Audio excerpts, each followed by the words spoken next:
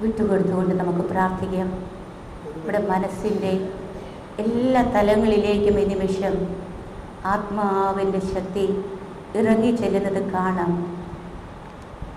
സാധാരണ ജീവിതം നയിക്കുന്ന നമ്മുടെ ജീവിതത്തിൽ അനേകം വിഷമങ്ങളും ബുദ്ധിമുട്ടുകളും തകർച്ചകളും വേദനകളും ഒക്കെ ഉണ്ടാകാം. എന്നാൽ അതിനേക്കാളെല്ലാം ഉപരിയാണ് ദൈവം എന്ന് വിശ്വസിച്ചുകൊണ്ട് അത്യുന്നതനായ കർത്താവിൽ ശരണപ്പെട്ടുകൊണ്ട് സകലതിനെയും കീഴടക്കിയ ദൈവത്തിന്റെ അപരിമയമായ ശക്തിയിൽ പൂർണ്ണമായും ശരണപ്പെട്ടുകൊണ്ട് ഇന്നലകളെ വിശുദ്ധീകരിക്കണമേ. എൻ്റെ ഇന്നലകളിലേക്ക് കടന്നു ചെന്ന് പൂർണ്ണമായും വിശുദ്ധീകരിച്ചുകൊണ്ട് അഭിഷേകത്തിനായി നിറയുവാൻ ദാഹിക്കുവാൻ എൻ്റെ ഉള്ളിൽ നിന്ന് പരിശുദ്ധാത്മാവേ അങ്ങയുടെ ശക്തി വർഷിക്കണേ എന്ന് പ്രാർത്ഥിച്ച് ദാഹത്തോടെ നമുക്കൊന്ന് സ്തുതിച്ച് പ്രാർത്ഥിക്കാം. Hallelujah, hallelujah. യേശുവേ നന്ദി. എല്ലാവരും ചേർന്ന് സ്തുതിക്കുക. ഈ നിമിഷം ആത്മാവ് നമ്മുടെ ഇന്നലകളിലേക്ക് കടന്നു വന്ന് പൂർണ്ണമായി നമ്മളെ സൗഖ്യപ്പെടുത്തിക്കൊണ്ട് ഒരു പുതിയ അഭിഷേകത്തിലേക്ക് നമ്മെ നയിക്കട്ടെ. Hallelujah, hallelujah. പരിശുദ്ധാത്മാവേ, ഞങ്ങളുടെ ആന്തരിക മനുഷ്യനെ ശക്തിപ്പെടുത്തണമേ, സൗഖ്യപ്പെടുത്തണമേ.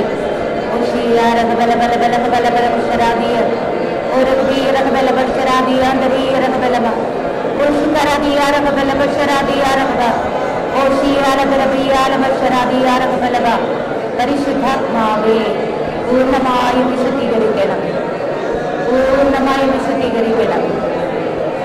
ഞങ്ങളുടെ വിശ്വാസം വർദ്ധിക്കട്ടെ. പരിശുദ്ധാത്മാവ്, പരിശുദ്ധാത്മാവ് വിശുദ്ധീകരിക്കണം, വിശുദ്ധീകരിക്കണമേ, വിശുദ്ധീകരിക്കണമേ. ദൈവമേ, വിശുദ്ധീകരിച്ചിടണേ. എൻ്റെ ദേഹവും ആത്മാവും മാനസവും പൂർണ്ണമായി പവിത്രീകരിച്ചിടണേ. ആസക്തികളാൽ കലുഷിതമാമൻ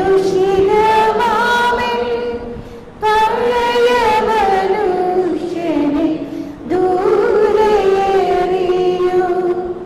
ദൈവത്തിൻ സാദൃശ്യത്തിൽ സൃഷ്ടിക്കപ്പെട്ട പുതിയൊരു മനുഷ്യനായി ജനിപ്പിക്കൂ. വിശുദ്ധീകരിച്ചിടണേ. ദൈവമേ, വിശുദ്ധീകരിച്ചിടണേ. എൻ്റെ ദേഹവും ആത്മാവും മാനസവും പൂർണ്ണമായി പവിത്രീകരിച്ചിടണേ.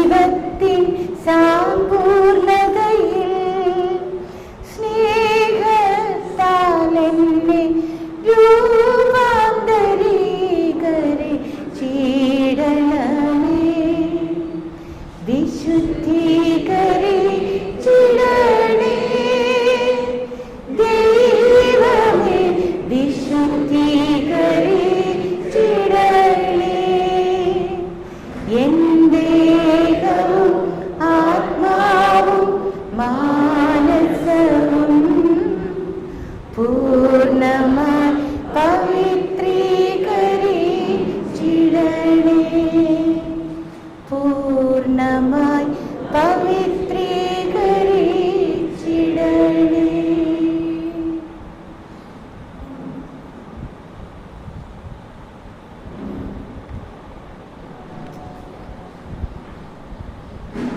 വിശുദ്ധീകരിക്കപ്പെട്ട നമ്മിലേക്ക് പരിശുദ്ധാത്മാവിൻ്റെ ശക്തി നിറയുന്നതിനായി പ്രാർത്ഥിക്കുക. പരിശുദ്ധാത്മാവിൻ്റെ വരങ്ങളും ഫലങ്ങളും ദാനങ്ങളുമാകുന്ന നമ്മുടെ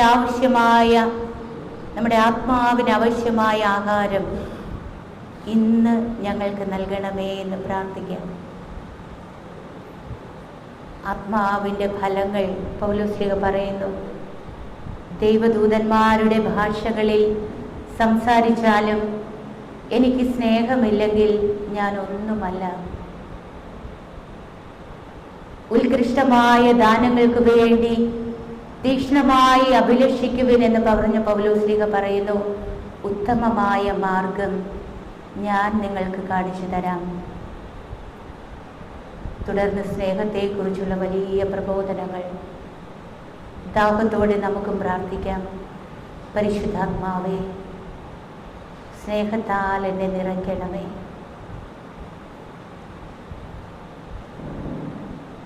സകലതും കടന്നു പോകും, സ്നേഹം മാത്രം നിലനിൽക്കും. കൂടുതലായി നമുക്ക് ആ സ്നേഹത്തിന് വേണ്ടി ദാഹിക്കാം. എൻ്റെ ഉള്ളിൽ വസിക്കുന്ന പരിശുദ്ധാത്മാവേ, അങ്ങയുടെ സ്നേഹത്താൽ എന്നെ നിറയ്ക്കണമേ.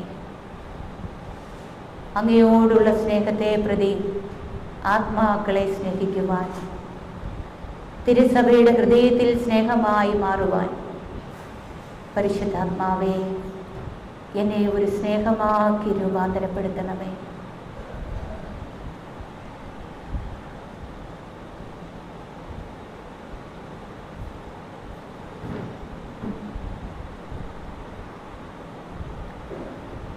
ഫലങ്ങൾക്ക് വേണ്ടി പ്രാർത്ഥിക്കാം. സമാധാനം, ആനന്ദം, ക്ഷമ, ദയ, നന്മ, വിശ്വസ്തത, സൗമ്യത, ആത്മസംയമനം. ഓ പരിശുദ്ധാത്മാവേ, അങ്ങയുടെ ഫലങ്ങൾ കൊണ്ട് നിറഞ്ഞ ഒരു ശുശ്രൂഷകനാക്കി, ഒരു ശുശ്രൂഷകയാക്കി എന്നെ മാറ്റണമേ.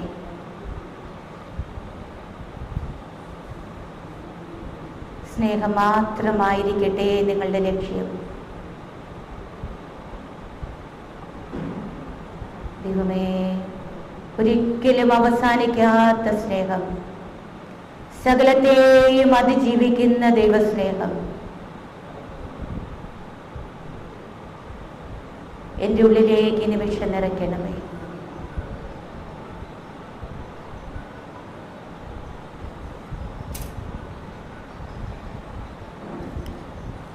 ദാനങ്ങൾക്ക് വേണ്ടി പ്രാർത്ഥിക്കാം. എല്ലാ ദാനങ്ങളും നമ്മുടെ ഉള്ളിലുണ്ട്.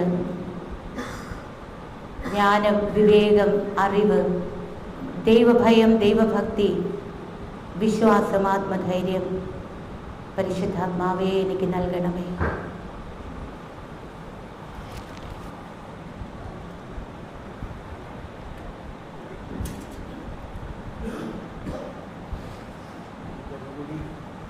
ആത്മാവിനാൽ ജ്വലിക്കാൻ വേണ്ടി ഒന്നുകൂടി നമുക്ക് പ്രാർത്ഥിക്കാം. ആത്മാവിനാൽ ജ്വലിക്കാൻ വേണ്ടിയിട്ട് ജീവജലത്തിൻ്റെ അരുവി ഈശോ പറഞ്ഞു മൈക്ക് ഓപ്പറേറ്റേഴ്സ് ആരാ? ഓക്കെ, കേൾക്കുന്നുണ്ടല്ലോ. Hello hello hello hello hello hello ആരെങ്കിലും? ഓക്കെ, ഇവിടെ നിങ്ങൾ എമ്മാവൂസിന് നല്ല പരിചയമുള്ള ആൾക്കാരാണ്. ഇവിടെ സമയത്ത് ഇവിടെ നമ്മുടെ അയൽവാസികൾക്കൊക്കെ ഭയങ്കര സ്നേഹമാണ് നമ്മളോട്. മനസ്സിലായോ? ഇത് കേൾക്കാമോ പറഞ്ഞത്? ഇത് കേൾക്കുന്നുണ്ടോ? അപ്പോൾ അയൽവാസികളോടുള്ള സ്നേഹം കൊണ്ട് നമ്മൾ കുറച്ച് സൗണ്ട് അല്ലെങ്കിൽ അവരുടെ ഫോൺ വരുള്ളൂ.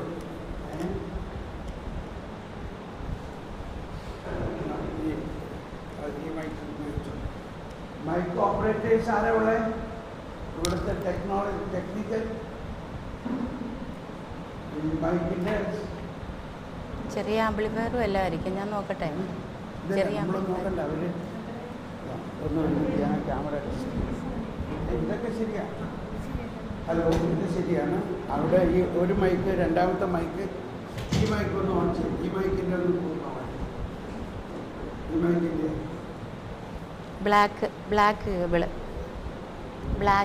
Hello hello hello hello hello, ഇത് ശരിയാണ്. ഇപ്പൊ നമ്മൾ ശ്രമിക്കണ്ട. നമുക്കിപ്പോൾ അതിൻ്റെ പുറകെ പോയ കാര്യം നടത്തില്ല. നമ്മൾ ഒരു മൈക്കോട് മാനേജ് ചെയ്യാം. ഇനി വന്ന് നമുക്കൊന്ന് എഴുന്നേറ്റ് നിന്നുകൊണ്ട് ഇപ്പൊ എന്താണ് ഉണ്ടാകാൻ പോണെന്ന് വെച്ചാൽ നിങ്ങൾക്ക് എല്ലാവർക്കും അറിയാവുന്നതാണ്. ആത്മാവേ പരിശുദ്ധാത്മാവ്. എന്താ? ഒറ്റ വാക്കുള്ളൂ. ജീവജലത്തിൻ അരുവിയായി നിറഞ്ഞു കവിഞ്ഞൊഴുകണമേ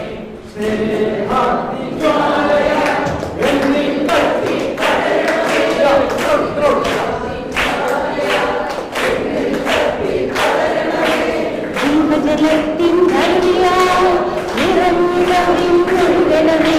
ജീവജലത്തിൻ അരുവിയായി നിറഞ്ഞു കവിഞ്ഞൊഴുകണമേ. സ്നേഹാഗ്നിജ്വാലയാൽ എന്നിൽ കത്തിപ്പകരണമേ. സ്നേഹാഗ്നിജ്വാലയാൽ എന്നിൽ കത്തിപ്പകരണമേ. ജീവജലത്തിൻ അരുവിയാൽ നിറഞ്ഞു കവിഞ്ഞൊഴുകണമേ. ജീവജലത്തിൻ അരുവിയാൽ നിറഞ്ഞു കവിഞ്ഞൊഴുകണമേ. സ്നേഹാഗ്നിജ്വാലയാൽ എന്നിൽ കത്തിപ്പകരണമേ. സ്നേഹാഗ്നിജ്വാലയാൽ എന്നിൽ കത്തിപ്പകരണമേ. ജീവജലത്തിൻ അരുവിയാൽ നിറഞ്ഞു കവിഞ്ഞൊഴുകണമേ. ജീവജലത്തിൻ അരുവിയാൽ നിറഞ്ഞു കവിഞ്ഞൊഴുകണമേ. സ്നേഹാഗ്നിജ്വാലയാൽ എന്നിൽ കത്തിപ്പകരണമേ. സ്നേഹാഗ്നിജ്വാലയാൽ എന്നിൽ കത്തിപ്പകരണമേ. ജീവജലത്തിൻ അരുവിയാൽ നിറഞ്ഞു കവിഞ്ഞൊഴുകണമേ. ജീവജലത്തിൻ അരുവിയാൽ നിറഞ്ഞു കവിഞ്ഞൊഴുകണമേ. സ്നേഹാഗ്നിജ്വാലയാൽ എന്നിൽ കത്തിപ്പകരണമേ. സ്നേഹാഗ്നിജ്വാലയാൽ എന്നിൽ കത്തിപ്പകരണമേ. എന്നിൽ വാഴും ആത്മാവേ എന്നിൽ കത്തിപ്പകരണമേ. എന്നിൽ വാഴും ആത്മാവേ എന്നിൽ കത്തിപ്പകരണമേ. എന്നിൽ വാഴും ആത്മാവേ എന്നാത്മാവിൽ പകരണമേ. എന്നിൽ വാഴും ആത്മാവേ എന്നാത്മാവിൽ പകരണമേ. എന്നിൽ കത്തിപ്പകരണമേ. കത്തിപ്പകരണമേ. എന്നിൽ കത്തിപ്പകരണമേ. കത്തിപ്പകരണമേ. എന്നിൽ വാഴും ആത്മാവേ അഭിഷേകം നൽകണമേ. എന്നിൽ വാഴും ആത്മാവേ അഭിഷേകം നൽകണമേ. എന്നിൽ വാഴും ആത്മാവേ വരദാനങ്ങൾ നൽകണമേ. എന്നിൽ വാഴും ആത്മാവേ വരദാനങ്ങൾ നൽകണമേ. എന്നിൽ കത്തിപ്പകരണമേ. കത്തിപ്പകരണമേ. എന്നിൽ കത്തിപ്പകരണമേ. കത്തിപ്പകരണമേ. എന്നിൽ കത്തിപ്പകരണമേ. കത്തിപ്പകരണമേ. എന്നിൽ കത്തിപ്പകരണമേ. കത്തിപ്പകരണമേ. Hallelujah hallelujah hallelujah hallelujah hallelujah hallelujah hallelujah hallelujah hallelujah. സ്തുതിക്കാം. ഇനി നമ്മൾ ഒരു മിനിറ്റ് നമ്മളിവിടെ സൂക്ഷിക്കണം. ഞാൻ പറഞ്ഞല്ലോ നമ്മുടെ ഇവിടുത്തെ സിറ്റുവേഷൻ. അപ്പോൾ ഇനി നമ്മൾ മൈക്കിൽ അധികം ഒച്ച എടുക്കില്ല. നിങ്ങൾ സ്തുതിച്ചോളൂ. എന്നാൽ ഒരു ലിമിറ്റ് വിട്ട് ഉച്ച ഉയർന്നാൽ നമുക്കറിയാം ഇവിടുത്തെ ബുദ്ധിമുട്ട്. അതുകൊണ്ട് നമ്മൾ ഹൃദയത്തിൽ ശക്തമാകുക. കുറച്ച് ശബ്ദം എടുക്കുക. വലിയ ഒച്ച വേണ്ട കേട്ടോ. അപ്പോൾ മൈക്ക് അധികം ഒച്ചയിൽ അറിയില്ല ഇപ്പോൾ തൽക്കാലം. പക്ഷെ നമ്മൾ നന്നായിട്ട് സ്തുതിക്കണം. ഏതുപോലെ സ്തുതിക്കണം? നമ്മുടെ സാക്ഷാൽ കരിസ്മാറ്റിക് സ്തുതിപ്പ് വരണം. ഏതുപോലെ പന്തക്കുസ്താ ദിവസം എന്തുണ്ടായി? അതിശക്തമായ സ്തുതിപ്പ് വന്നിട്ട് ജെറുസലേം നിവാസികളെല്ലാം അവിടെ അപ്പോൾ ഇവിടെ അങ്ങനെ ഓടിക്കൂടിയ ഇപ്പൊ പ്രശ്നമാവും. പക്ഷെ നമ്മളെല്ലാവരും ഹൃദയത്തിൽ പരിശുദ്ധാത്മ നിറഞ്ഞാണ് സ്തുതിക്കുക. Okay, ready? പരിശുദ്ധാത്മാവേ ഞങ്ങൾ ജ്വലിക്കണമേ, ഞങ്ങളൊക്കെ സ്തുതിക്കുന്നു, ആരാധിക്കുന്നു. Hallelujah, hallelujah, hallelujah,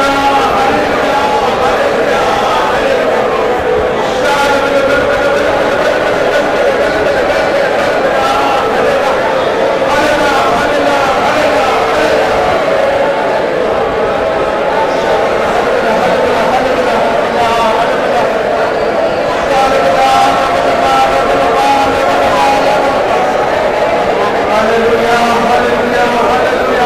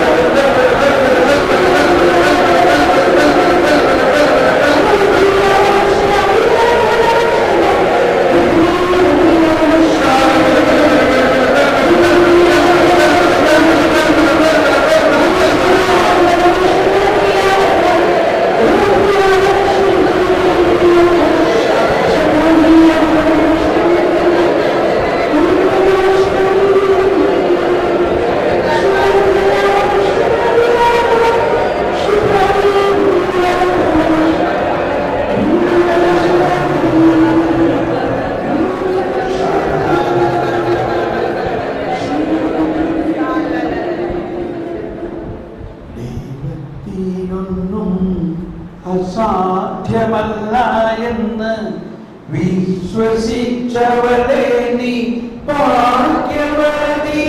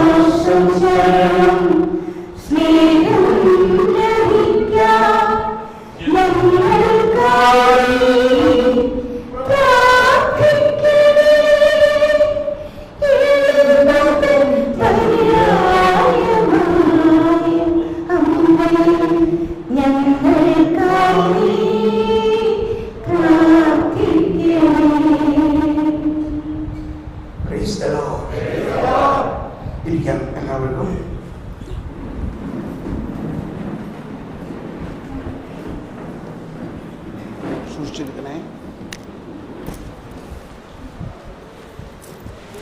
hallelujah. അങ്ങനെ വളരെ നാളുകൾക്ക് ശേഷം നമ്മൾ വീണ്ടും ഇവിടെ ഒരുമിച്ച് കാണുകയാണ് അല്ലേ. ഒരുപാട് പേര് നമ്മൾ ഓൺലൈൻ അല്ലെങ്കിൽ മീഡിയയിലൂടെ എല്ലാം നമ്മൾ കാണുന്നുണ്ടെങ്കിലും ഇതൊന്ന് വേറെയാണ് അല്ലേ. നേരിട്ട് ഈശോ പറഞ്ഞു, 2 3 പേർ എൻ്റെ നാമത്തിൽ ഒരുമിച്ച് കൂടുന്നിടത്ത് ഞാനുണ്ടാവും. അത് മീഡിയയിലുള്ള കൂടുമ്പോഴും ഉണ്ടാവുമായിരിക്കും, എന്നാലും അതിനേക്കാൾ പ്രത്യേക ഒരു അഭിഷേകമാണ്, ഒരു സാന്നിധ്യമാണ് നമ്മൾ 2 3 പേർ ഒരുമിച്ച് കൂടുമ്പോൾ ഉണ്ടാവും. ഒരുപാട് ആമുഖമായിട്ടൊന്നും പറയുന്നില്ല, കാരണം നിങ്ങളെല്ലാവരും വളരെ വളർന്നവരാണ്. 10-40 വർഷമായിട്ട് എല്ലാ ധ്യാനങ്ങളും കൂടുന്നവരാണ്. അപ്പം ഇനി എന്താ വേണ്ടേ പറയും. ഇനി വല്ലതും വേണം. അതാണ് നമ്മുടെ വിഷയം. ഇത്രയും ധ്യാനങ്ങളെല്ലാം കൂടുകയും ഇത്രയും ധ്യാനങ്ങളെല്ലാം ധ്യാനിപ്പിക്കുകയും ചെയ്ത എൻ്റെ അവസ്ഥ,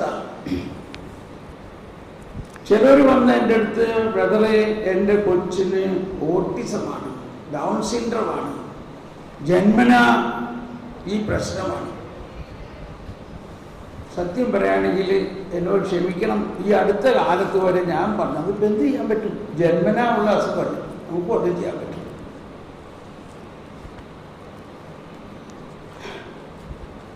ശരിയല്ലേ? ആണോ? ശരിയാണോ? അല്ലാന്നായ 10 പേരെ പറഞ്ഞുള്ളൂ. അപ്പോൾ ഇതാണ് നമ്മുടെയൊക്കെ അവസ്ഥ.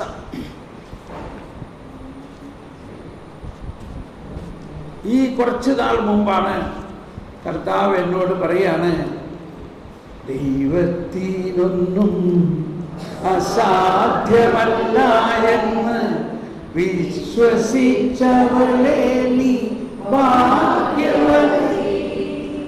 ഈ വിശ്വാസത്തെക്കുറിച്ച്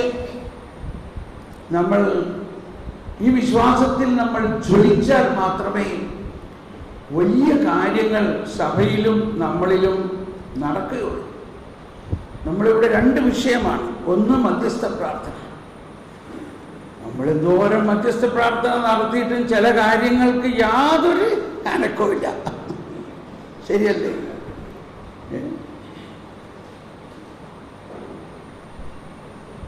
അതുപോലെ തന്നെ കരിസ്മാറ്റിക്കിൻ്റെ 60 വർഷത്തെ ജൂബിലി ആഘോഷിച്ചിട്ടും ഇപ്പോഴും കരിസ്മാറ്റിക് വേണ്ട മാതിരി വളർന്നിട്ടുണ്ടോ? വളർച്ചയിൽ തന്നെ ഒരു വളർച്ച ഇനിയും ആവശ്യമാണ്. പന്തക്കൊസ്തായ്ക്ക് ശേഷം പരിശുദ്ധാത്മാവിൽ നിറഞ്ഞ പത്രോസും യോഹന്നാനും പരിശുദ്ധാത്മാവിൽ നിറഞ്ഞങ്ങ് നീങ്ങുമ്പോൾ അവർ സാധാരണ സോളമന്റെ കവാടത്തിൽ, അതൊന്ന് വായിക്കാം, 3-ാം അധ്യായം, അപ്പോസ്തല പ്രവർത്തനം 3-ാം അധ്യായം കണ്ടോ. 2-ാം അധ്യായത്തിൽ പരിശുദ്ധാത്മാവിന്റെ അഭിഷേകം ഉണ്ടായി, എല്ലാവരും ആത്മാവ് കൊണ്ട് നിറഞ്ഞു. 3-ാം അധ്യായത്തിൽ ആരംഭത്തിൽ തന്നെ പറയുന്നത് ഇതാണ്. ഒരു ദിവസം 9-ാം മണിക്കൂറിലെ പ്രാർത്ഥനയ്ക്ക് പത്രോസും യോഹന്നാനും ദേവാലയത്തിലേക്ക് പോവുകയായിരുന്നു. ജന്മന മുടന്തനായ ഒരാളെ എടുത്തുകൊണ്ട് ചിലർ അവിടെ എത്തി. കണ്ടോ, ഒന്നെല്ലാവരും ഏറ്റു പറഞ്ഞേ, ജന്മന മുടന്തനായ ഒരാളെ, മുടന്തനായ ഒരുവനെ. അതാണ് നമ്മുടെ വിഷയം. ജന്മന മുടന്തൻ. വേറെ ആ നാട്ടിൽ ഒരുപാട് മുടന്തന്മാരുണ്ടായിട്ടിരിക്കാം. പക്ഷെ ഈ ജന്മന മുടന്തനായ ഒരുവനെ എല്ലാ ദിവസവും കുറെ ആൾക്കാർ ചേർന്ന് അവിടെ കൊണ്ടുവന്ന് ഇരുത്തും. കാരണം അവന് ഉപജീവനത്തിന് വഴിയൊന്നുമില്ല. അതുകൊണ്ട് അവൻ ഭിക്ഷയാചിച്ച് അങ്ങനെ അവൻ ജീവിച്ചു പോകുന്നു. അവൻ ഒരിക്കലും ചിന്തിച്ചിട്ടില്ല, അവനെ കൊണ്ടുവരുന്ന ആൾക്കാരും ചിന്തിച്ചിട്ടില്ല ഇവന്റെ ഈ മുടന്ത് മാറ്റാൻ പറ്റും. കാരണം ജന്മനാ മുടന്തൻ. പക്ഷേ പത്രോസും യോഹന്നാനും തുറന്ന് വായിച്ചോ. ദേവാലയത്തിൽ പ്രവേശിക്കുന്നവരോട് ഭിക്ഷ യാചിക്കാനായി സുന്ദര കവാടം എന്ന് വിളിക്കപ്പെടുന്ന ദേവാലയ വാതിൽക്കൽ അവനെ കിടത്തുന്ന പതിവായിരുന്നു. പത്രോസും യോഹന്നാനും ദേവാലയത്തിലേക്ക് പ്രവേശിക്കുന്നത് കണ്ട് അവൻ അവരോട് ഭിക്ഷ യാചിച്ചു. പത്രോസ് യോഹന്നാനോടൊപ്പം അവനെ സൂക്ഷിച്ചു നോക്കിക്കൊണ്ട് പറഞ്ഞു, ഞങ്ങളുടെ നേരെ നോക്കുക. അവരുടെ പക്കൽ നിന്ന് എന്തെങ്കിലും കിട്ടുമെന്ന് പ്രതീക്ഷിച്ച് അവൻ അവരെ നോക്കി. പത്രോസ് പറഞ്ഞു, വെള്ളിയോ സ്വർണമോ എന്റെ കയ്യിലില്ല, എനിക്കുള്ളത് ഞാൻ നിനക്ക് തരുന്നു. നസ്രായനായ യേശുക്രിസ്തുവിന്റെ നാമത്തിൽ എഴുന്നേറ്റ് നടക്കുക. പത്രോസ് വലത് കൈക്ക് പിടിച്ച് അവനെ എഴുന്നേൽപ്പിച്ചു. ഉടൻ തന്നെ അവന്റെ പാദങ്ങളും കണങ്കാലുകളും ബലം പ്രാപിച്ചു. അവൻ ഓടി ചാടി എഴുന്നേറ്റ് നടന്നു കുതിച്ചു ചാടിയും ദൈവത്തെ സ്തുതിച്ചും കൊണ്ട് അവൻ അവരോടൊപ്പം ദേവാലയത്തിൽ പ്രവേശിച്ചു.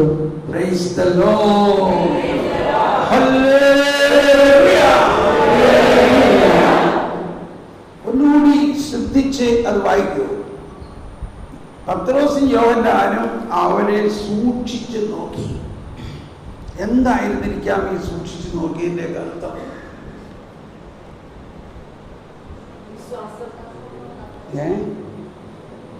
അവന്റെ വിശ്വാസം ഇവിടെ പ്രസക്തിയേ ഇല്ല.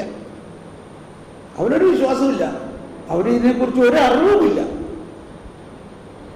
പക്ഷെ പത്രോസും യോഹന്നാന്റെയും അകത്ത് പരിശുദ്ധാത്മാവ് ജ്വലിക്കുകയാണ്. പെന്തക്കോസ്തായിലൂടെയും അതോടൊപ്പം ഈശോ പറഞ്ഞിട്ടുള്ളത് എന്താണ്? പരിശുദ്ധാത്മാവ് നിങ്ങളുടെ മേൽ വരുമ്പോൾ നിങ്ങൾ നിങ്ങളുടെ സാക്ഷികളാവും. എന്തിന്റെ സാക്ഷികള്? നമ്മൾ ഈ ധ്യാനത്തിന് രോഗശാന്തി കിട്ടുന്ന സാക്ഷി എന്ന് പറയുന്നതിന്റെ അർത്ഥം ഉയർപ്പിന്റെ സാക്ഷികളാണ്, ഉത്ഥാനത്തിന്റെ സാക്ഷികളാണ്. ഇതേ പത്രോസ് തന്നെയാണ് ഒരു വേലക്കാരിയുടെ മുമ്പിൽ പോലും യേശുവിനെ ഏറ്റുപറയാൻ സാക്ഷ്യപ്പെടുത്താൻ സാധിക്കാതിരുന്ന പത്രോസ്. ഇപ്പോൾ അവനെ സൂക്ഷിച്ചു നോക്കിയിട്ട് അവന്റെ നേരെ കൈനീട്ടി. അവൻ വിചാരിച്ചു ഇപ്പൊ കിട്ടും, ധാരാളം പൈസ കിട്ടും എന്ന് വിചാരിച്ചു. പാവം, അവിടെ അത് മാത്രമല്ലേ ലക്ഷ്യം. പക്ഷേ പത്രോസ് പറഞ്ഞു, സ്വർണമോ വെള്ളിയോ എന്റെ കയ്യിലില്ല. എല്ലാവരും ഏറ്റു പറഞ്ഞേ, സ്വർണമോ വെള്ളിയോ എനിക്കുള്ളത് ഞാൻ നിങ്ങൾക്ക് തരുന്നു. എല്ലാവരും എനിക്കുള്ളത് ഞാൻ നിനക്ക് തരുന്നു. നസ്രായനായ യേശുവിന്റെ നാമത്തിൽ എഴുന്നേറ്റ് നടക്കുക.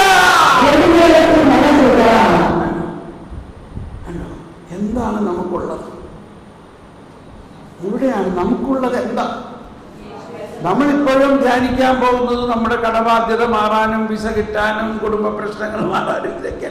നമുക്കുള്ളത് എന്താണെന്ന് നമ്മൾ മനസ്സിലാക്കുന്നുണ്ടോ? രണ്ട് സ്ഥലത്ത് എഴുതിയിട്ടുണ്ട് മത്തായിയുടെ സുവിശേഷത്തിൽ, ഉള്ളവന് കൂടുതൽ കൊടുക്കപ്പെടും. രണ്ടാമത്തെ ഭാഗം നമ്മൾ പറയണ്ട തൽക്കാലം, ഇല്ലേ? എന്താണത്? അത് പറഞ്ഞ് ഇല്ലാത്തവനിൽ നിന്ന് ഉള്ളത്.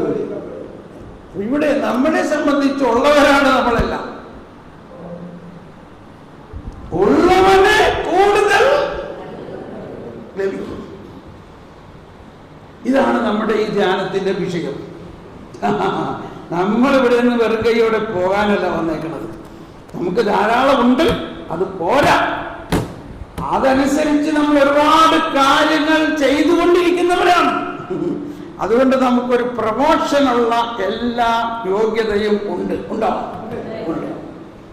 അതുകൊണ്ട് ഈശോ പറഞ്ഞു, നല്ലവനും വിശ്വസ്തനുമായ ഭൃത്യ, നീ ചെറിയ കാര്യങ്ങളിൽ വിശ്വസ്തനായതുകൊണ്ട് നിന്നെ ഞാൻ വലിയ കാര്യമേൽപ്പിക്കും. ഇത് കിട്ടിയേ നമ്മൾ പോകണുള്ളൂ, വലിയ കാര്യങ്ങൾ. അപ്പൊ ഈ വലിയ കാര്യങ്ങൾ കിട്ടണമെങ്കിൽ നമ്മുടെ വിശ്വാസം അതുപോലെ വളരണം. അപ്പൊ ഇവിടെ കാണുന്ന ഒരു വിശ്വാസം ഇതാണ്: ജന്മനാ മുടന്തനായ ഒരുവൻ. പത്രോസ് അവനെ സൂക്ഷിച്ചു നോക്കി. പത്രോസിന്റെ ഉള്ളിൽ കർത്താവ് സംസാരിച്ചു കാണും. ഇവനെ ഞാൻ സൃഷ്ടിച്ചപ്പോൾ തന്നെ മുടന്തനായിട്ട് സൃഷ്ടിച്ചതിന്റെ പിന്നിൽ എനിക്കൊരു പ്ലാനുണ്ട്. അല്ലോ, യോഹന്നാന്റെ സുവിശേഷത്തിൽ 9-ാം അധ്യായത്തിൽ ജന്മനാ അന്ധനായ ഒരുവൻ. പെട്ടെന്ന് വായിച്ചേ, യോഹന്നാൻ 9. അപ്പൊ 3 വിടരുത്. ശിഷ്യന്മാർ യേശുവിനോട് അവൻ കടന്നു പോകുമ്പോൾ ജന്മനാ അന്ധനായ ഒരുവനെ കണ്ടു. ജന്മനാ അന്ധൻ. ശിഷ്യന്മാർ യേശുവിനോട് ചോദിച്ചു,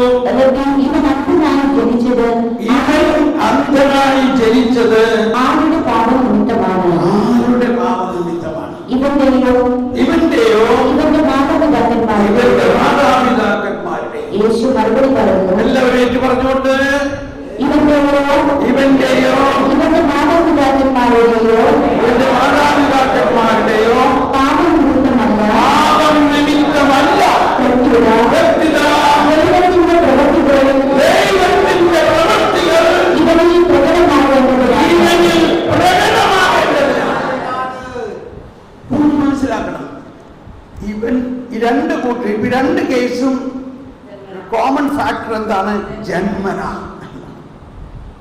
അപ്പൊ ദൈവത്തിന് തെറ്റ് പറ്റുമോ? പിന്നെ എന്തിനാണ് ജന്മനാ ഇങ്ങനെയൊക്കെയുള്ളവരെല്ലാം സൃഷ്ടിച്ചിരിക്കുന്നത്? ഇവിടെയാണ് നമ്മൾക്കൊരു വളർച്ച വേണ്ടത്. ദൈവത്തിന്റെ മഹത്വം ദൈവത്തിന്റെ പ്രവൃത്തിയും പ്രകടമാകേണ്ടത്. ദൈവം സാധാരണഗതിയിൽ എല്ലാവരെയും സൃഷ്ടിക്കണം, അത് നല്ലവരായി സൃഷ്ടിക്കും, നല്ല കാര്യം. പക്ഷെ അതില് ദൈവത്തിന്റെ പ്രത്യേകമായ ഒരു പ്രകടമായ ഒരു കാര്യമില്ല. നാച്ചുറൽ. ചിലര് അംഗവൈകല്യമുള്ളവര്, ഭയാനകമായ അംഗവൈകല്യമുള്ളവർ. നിങ്ങൾക്കറിയാം നമ്മുടെ നാട്ടിലെ പല കുടുംബങ്ങളുടെയും പ്രയാസങ്ങൾ. പക്ഷെ നമ്മൾ ഈ ഒരു വചനത്തിനെ ശ്രദ്ധിക്കാറില്ല. നമ്മൾ ഉടനെ വിചാരിക്കുന്നു, ഇത് അവൻ്റെ അപ്പാപ്പൻ അല്ലെങ്കിൽ അവൻ്റെ അമ്മാമ്മൻ്റെ അപ്പാപ്പൻ അവരങ്ങനെയൊക്കെ നടന്നതാണ്, അതുകൊണ്ടായിരിക്കും കൊച്ചിങ്ങനെയായത്. ഇതാണ് നമ്മുടെ മാനുഷികമായ ഒരു ചിന്ത. പത്രോസിന് അഭിഷേകം ചെയ്തു, നീ പാറയാവുന്നു, അനുഗ്രഹീതനാകുന്നു, നിന്നെ ഞാൻ താക്കോലൊക്കെ ഏൽപ്പിക്കണം. അത് കഴിഞ്ഞിട്ട് കർത്താവ് പറഞ്ഞു, എനിക്ക് ജെറുസലേമിലേക്ക് പോകണം. എന്താ അവിടെ ആൾക്കാർ എന്നെ പൂമാല ഇടാൻ നോക്കിയിരിക്കുകയാണെന്നാണോ പറഞ്ഞത്? അവിടെ ആൾക്കാരെന്നെ പീഡിപ്പിക്കാനും അടിക്കാനും കൊല്ലാനും കുരിശിൽ തറയ്ക്കാനും, എന്നാൽ 3-ാം ദിവസം ഞാൻ ഉയർക്കും. ഇപ്പൊ നമ്മുടെ സ്വന്തം ഒരാളെ കുറിച്ച് ഇങ്ങനെ പറയുകയാണെങ്കിൽ നമ്മളും എന്ത് പറയും? എന്നാ അങ്ങോട്ട് പോകണ്ട. ഇത്രയേ ഉള്ളൂ നമ്മുടെ വിശ്വാസം ഇപ്പോഴും, ഇല്ലേ? ഇതല്ലേ നമ്മൾ പറയുള്ളൂ? ഇതല്ലേ നമ്മൾ പറയുള്ളൂ? പത്രോസിനെ ഈശോ എന്ത് പറഞ്ഞപ്പോ, സാത്താനേ എന്റെ പുറകോട്ട് പോവുക. പത്രോസിനെ സാത്താൻ. പലരും പറയാറുണ്ട് ജൂദാസ് സാത്താനാണ്. കർത്താവ് നേരിട്ട് പറഞ്ഞു. ഞാൻ പറഞ്ഞു പത്രോസിനെയും പറഞ്ഞില്ലേ? അതെ, പത്രോസിനെ സാത്താൻ പറഞ്ഞില്ലേ? ജൂദാസിനെയും പറഞ്ഞു. ഇപ്പൊ അതേ പറയണു സാത്താനെ. അപ്പൊ എന്താണ് പത്രോസിനുള്ള സാത്താൻ? എന്താ പത്രോസിലുള്ള സാത്താൻ? കർത്താവ് പറയുന്നുണ്ട്, നിന്റെ ചിന്ത ദൈവികമല്ല. അതല്ല ആദ്യം പറഞ്ഞത്, നിന്റെ ചിന്ത മാനുഷികമാണ്. നിന്റെ ചിന്ത മാനുഷികമാണ്, ദൈവികമല്ല എന്ന് പറഞ്ഞ എല്ലാവരും സാത്താനെ എന്റെ പുറകോട്ട് പോവുക. നമ്മളോട് തന്നെയായിട്ട് പറയും, സാത്താനെ എന്റെ പുറകോട്ട് പോവുക. നിന്റെ ചിന്ത, എന്റെ ചിന്ത മാനുഷികമാണ്. ഈ മാനുഷിക ചിന്ത സാത്താനാണെന്ന് ഇതിൽ കൂടുതൽ എന്തെങ്കിലും വേറെ പ്രബോധനം വേണം? ദൈവികമല്ല. അപ്പൊ ദൈവികമല്ലാത്ത ചിന്തകൾ സാത്താനാണ് എന്ന് പറയുന്നതിന്റെ അർത്ഥം എന്താ? മനുഷ്യന് നല്ല കാര്യങ്ങൾ ചിന്തിക്കാൻ പറ്റും, പക്ഷെ ഇവിടുത്തെ പ്രശ്നം നീ എനിക്ക് പ്രതിബന്ധമാണ്. നീ എനിക്ക് പ്രതിബന്ധമാണ്. രക്ഷാകര പദ്ധതി നടപ്പാക്കാനുള്ള നിർണായക സമയം എന്റെ മണിക്കൂർ ആയിട്ടില്ല എന്ന് പറഞ്ഞ് ഇപ്പൊ പറയാണ്, ഇപ്പോൾ എന്റെ സമയമായി, എനിക്ക് ജെറുസലേമിലേക്ക് പോകണം. അപ്പോഴാണ് ഇങ്ങനെ ഒരു ഉടക്ക്. ഇനി നമ്മൾ ചിന്തിച്ച് നോക്കിക്കോ, നമ്മൾ വളരാത്തതിന്റെ കാരണം എന്താണ്? എവിടെയെങ്കിലും ഒരു രക്തസാക്ഷിയാകാൻ എന്തെങ്കിലും ഒരു ചാൻസ് വരുമ്പോഴേക്കും നമ്മൾ ബഹളം ഉണ്ടാക്കി ആളുന്ന ആളെ മാറ്റും. ഇല്ലേ? ഒരു രക്തസാക്ഷിയാകാൻ കർത്താവ് ഒരാളെ വിളിച്ചിട്ടുണ്ടെങ്കിൽ ഇവിടെ ആരെങ്കിലും അതിന് സമ്മതിക്കോ? ഇല്ല. ഒരു ഭയങ്കര മതപീഡനം നടത്തുന്നവർക്ക് എതിര് നിൽക്കണം, നമ്മൾ ബഹളമൊക്കെ ഉണ്ടാക്കി അങ്ങനെ അവിടെ നിന്ന് പോക്കി. പിന്നെ എങ്ങനെ രക്തസാക്ഷി ഉണ്ടാവും? ഈ മതപീഡനത്തിന് നമ്മൾ പേടിക്കുകയാണെങ്കിൽ എവിടെ നമ്മുടെ വിശ്വാസം? നമ്മുടെ പ്രിയപ്പെട്ട റാണി മരിയ ഞാൻ ധ്യാനിപ്പിച്ചിട്ടുള്ളതാണ്. എൻ്റെ ധ്യാനം പല പ്രാവശ്യം കൂട്ടിയിട്ടുള്ളതാണ് ഇൻഡോറിൽ വെച്ച്. അന്നൊക്കെ ധ്യാനത്തിൻ്റെ അവസാന ദിവസം ഞാനൊരു ക്ലാസ് കൊടുത്തിട്ട് പറയും, കർത്താവിന് വേണ്ടി ജീവൻ അർപ്പിക്കാൻ തയ്യാറായിട്ട് ധരി പിടിക്കരുത്, സാവധാനം ആലോചിച്ചിട്ട് എഴുന്നേക്കണം എന്ന് പറയും. അന്ന് ആദ്യം എഴുന്നേറ്റത് ഈ റാണി മരിയ.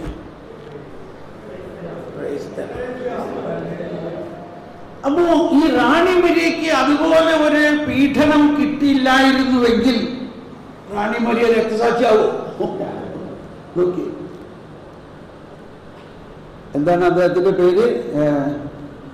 എന്ത് സിംഗ് ആണ്? സമന്തർ സിംഗ് ഇന്ന് ക്രിസ്ത്യാനിയായി വലിയ ഒരു സാക്ഷിയായി സുവിശേഷ വേല ചെയ്യോ? ഇതാണ് നമ്മുടെ മാനുഷികമായ ചിന്തകൾ കൊണ്ട് ദൈവത്തിന്റെ പദ്ധതികളെ നമ്മൾ മനസ്സിലാക്കുന്നില്ല. നമ്മൾ ദൈവത്തിന്റെ പദ്ധതികൾക്കും നമുക്ക് തന്നെ അനുഭവിക്കാനിരിക്കുന്ന പീഡകളെല്ലാം നമ്മൾ തട്ടിത്തെറിപ്പിച്ച് കളയുകയാണ്. പീഡകൾ വരുമ്പോഴേക്കും നമ്മൾ ഉടനെ ബഹളം ഉണ്ടാക്കി അത് അവസാനിപ്പിക്കും. പീഡിപ്പിക്കാൻ ആരെങ്കിലും വരുമ്പോഴേക്കും നമുക്ക് ഇഷ്ടമല്ല. ഈ ധ്യാനം എങ്ങനെ ഉണ്ടാവും? അപ്പോൾ ഞാൻ ഓർക്കുകയാണ്, ആദ്യകാലങ്ങളിൽ നമ്മുടെ വിജാതീയർക്കുള്ള ധ്യാനം. വിജാതീയർ എന്ന് പറയാൻ പാടില്ല എന്നാണ് എൻ്റെ ഒരു വകുപ്പെങ്കിലും അങ്ങനെ പറഞ്ഞാൽ അറിയൂ.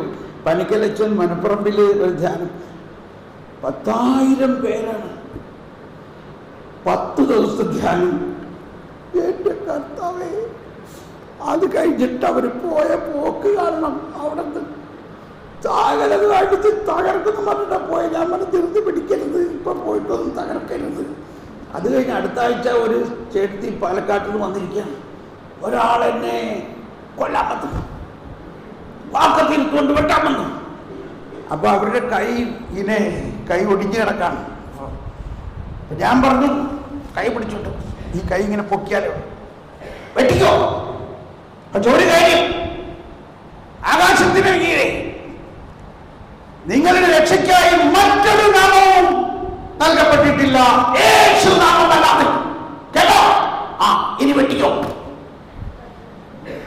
ഇത് കേട്ടപ്പോഴേക്കും അയാള് മലന്നടിച്ച് വീണു എന്നാ പറഞ്ഞത്. ഈ കേട്ട ആള് മനസ്സിലായോ? ഇപ്പൊ ആരുടെ വാക്കത്തിക്കാണ് ശക്തി, ആരുടെ വാക്കത്തിയാണ് ഇപ്പൊ ജയിച്ചത്?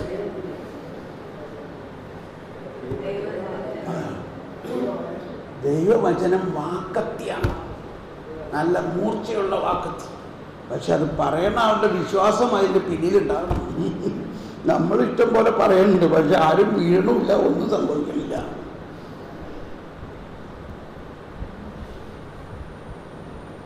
ഓക്കെ, അപ്പോൾ പറഞ്ഞു വരുന്നത്, ആദ്യം ഇപ്പൊ നമ്മൾ മനസ്സിലാക്കി, ജന്മനാ അന്ധനായ ഒരുവനെ കർത്താവ് സുഖപ്പെടുത്താൻ പോകുന്നു. ഈശോ പറഞ്ഞു, ഞാൻ ചെയ്ത പ്രവൃത്തികൾ നിങ്ങൾ ചെയ്യും. ഇതിന്റെ മുമ്പിലെല്ലാം ഈശോ പറയുന്നൊരു വാക്കുണ്ട്, എന്നിൽ വിശ്വസിക്കുന്നവൻ ഞാൻ ചെയ്ത പ്രവൃത്തി ചെയ്യും. മർക്കോസിന്റെ സുവിശേഷത്തില് അവസാനം പറയുന്നത്, മർക്കോസ് 16:17 പറയുന്നത്, വിശ്വസിക്കുന്നവരോടുകൂടെ ഈ അടയാളം ഉണ്ടാവും. അതെല്ലാവരും ഏറ്റു പറഞ്ഞത്, വിശ്വസിക്കുന്നവരോടുകൂടെ ഈ അടയാളങ്ങൾ ഉണ്ടായിരിക്കും. അവർ എന്റെ നാമത്തിൽ പിശാചുക്കളെ ബഹിഷ്കരിക്കും, പുതിയ ഭാഷകൾ സംസാരിക്കും, അവർ സർപ്പങ്ങളെ കയ്യിലെടുക്കും, മാരകമായ എന്ത് കുറിച്ചാലും അതവരെ ഉപദ്രവിക്കുകയില്ല, അവർ രോഗികളുടെ മേൽ കൈകൾ വയ്ക്കും, അവർ സുഖം പ്രാപിക്കുകയും ചെയ്യും. ഇവിടെ ആദ്യത്തെ തന്നെ വചനമുണ്ട്, ആദ്യത്തെ ഒരു ഭാഗം, ആദ്യത്തെ ഒറ്റ വചനം ആദ്യം എല്ലാവരും പറഞ്ഞ്, വിശ്വസിക്കുന്നവരോടുകൂടെ ഈ അടയാളം ഉണ്ടായിരിക്കും. അവർ എന്റെ നാമത്തിൽ പിശാചുക്കളെ ബഹിഷ്കരിക്കും. ഇപ്പൊ നമ്മൾ ജനറലി പിശാചുക്കളോ നമ്മൾ ബഹിഷ്കരിക്കാൻ പാടില്ല, അതൊക്കെ അച്ഛന്മാർ മാത്രം ചെയ്യാവുന്ന കാര്യമുണ്ട്, ഇല്ലേ? ഇതല്ലേ നമ്മൾ സാധാരണ വിശ്വസിക്കുന്നത്. റോമിൽ കരിസ്മാറ്റിക്കിന്റെ ഉന്നതതല സമ്മേളനത്തിൽ 5-6 വർഷം മുൻപ്, 6 ഒരു 10 വർഷമായിട്ടുണ്ടാവുന്നു, ഒരു കൊളോക്യം ഉണ്ടായിരുന്നു. കൊളോക്യം അതായത് കാരിസം വരദാനങ്ങളെ കുറിച്ച് വത്തിക്കാനിൽ സഭയുടെ ഔദ്യോഗികമായ ഒരു സെമിനാർ. അതിൽ സഭയിൽ ഏറ്റവും ശ്രേഷ്ഠരായ കർദിനാൾമാരും ബിഷപ്പുമാരും ഈ വരദാനങ്ങളെ കുറിച്ച് ആധികാരികമായി സംസാരിക്കാൻ സഭ തന്നെ ഏർപ്പെടുത്തിയിട്ടുള്ളവരാണ് ക്ലാസ് എടുത്തത്. അതിൽ പങ്കെടുക്കാൻ എനിക്കും ഭാഗ്യം കിട്ടി. അതിൽ ഈ ഡെലിവറൻസ്, എക്സോർസിസം, ഡെലിവറൻസ്, ഇതിനെക്കുറിച്ച് ക്ലാസ് എടുക്കാൻ നിയുക്തനായത് ഏറ്റവും ശ്രേഷ്ഠനായ, നിങ്ങളെല്ലാവരും കേട്ട് പരിചയമുള്ള റെവറൻഡ് ഫാദർ എന്താണ്, ഗബ്രിയേൽ ആമോത്താണ്. പെട്ടെന്ന് പേര് മാറി. അദ്ദേഹത്തിന്റെ ഭാഷ ഇത്തിരി സ്ട്രോങ് ആണ് കേട്ടോ, അതെന്ത് പറയാനാണ്. അത് നമ്മൾ ചില നേരത്തെ അങ്ങനെയാണ്. അദ്ദേഹം പറയാണ്, ഈ പിശാചിനെ ഒഴിപ്പിക്കാൻ ബിഷപ്പുമാർക്ക് അധികാരമുള്ളതെന്ന് എവിടെ എഴുതിയേക്കണേ? ഈ കേട്ട വഴി ബിഷപ്പുമാരും കർദിനാൾമാർക്കും ആകെ പ്രയാസമായി. നമുക്കൊക്കെ നല്ല സന്തോഷമായി.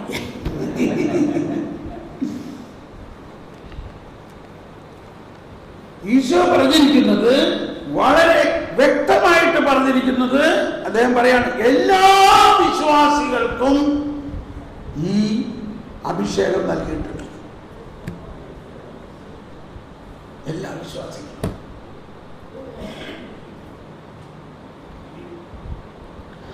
അപ്പോൾ കുറച്ചു നേരത്തേക്ക് എല്ലാവരും വളരെ മൗനമായിരുന്നു.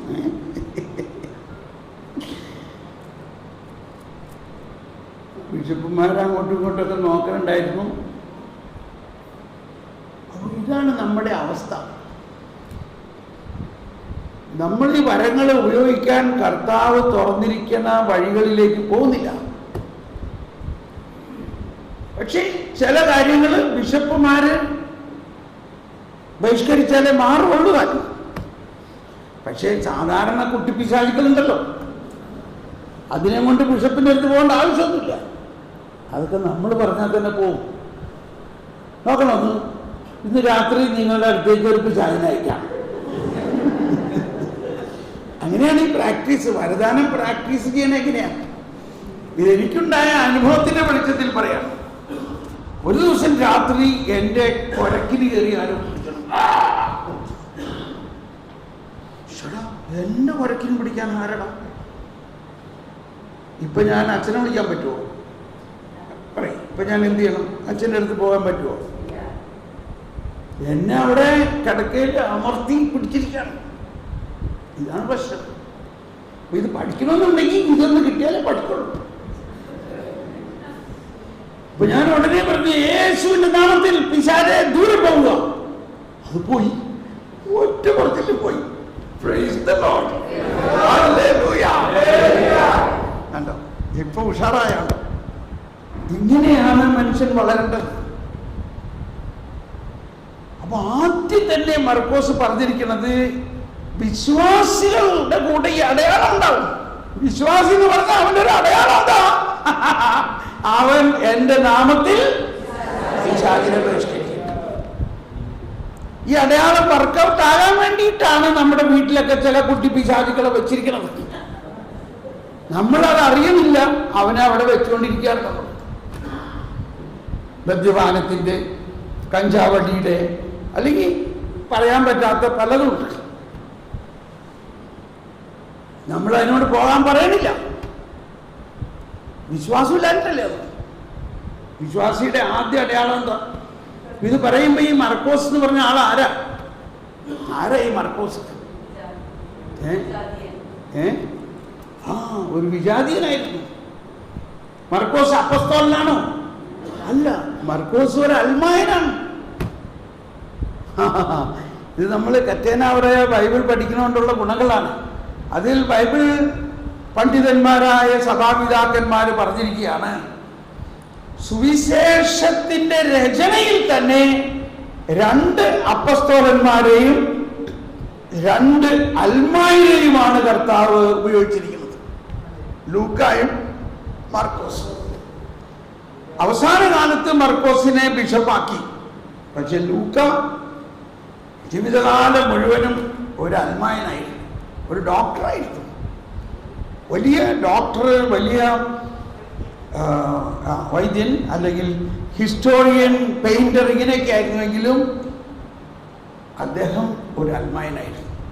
ഇത് നോക്കിയ സുവിശേഷത്തിൽ, പുതിയ നിയമത്തിൽ ലൂക്കായുടെ കോൺട്രിബ്യൂഷൻ അല്ലേ ഏറ്റവും കൂടുതൽ? ലൂക്കായുടെ സുവിശേഷവും അപ്പസ്തോല പ്രവർത്തനങ്ങളും.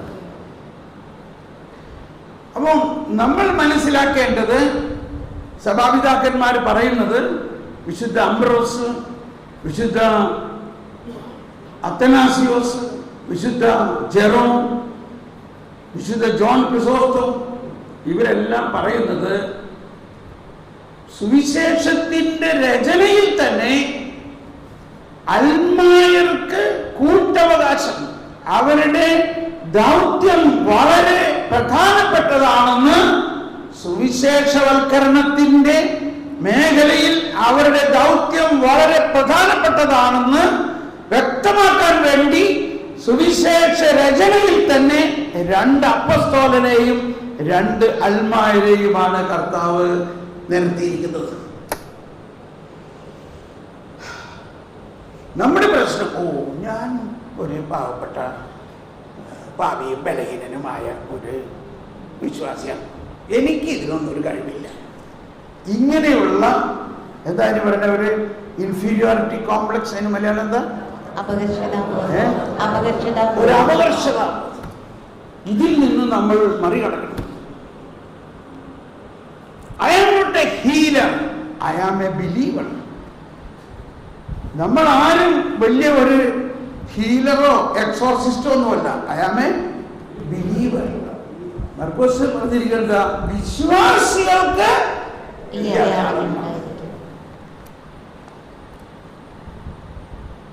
പക്ഷേ ഇനിയുള്ള ഒരു കാര്യമുണ്ട്. എന്താണ് വിശ്വാസി എന്ന് പറഞ്ഞാൽ അത് ഇച്ചിരി നീണ്ട സബ്ജക്റ്റാണ്. അതിപ്പോൾ ഞാൻ വിശദീകരിക്കുന്നില്ല.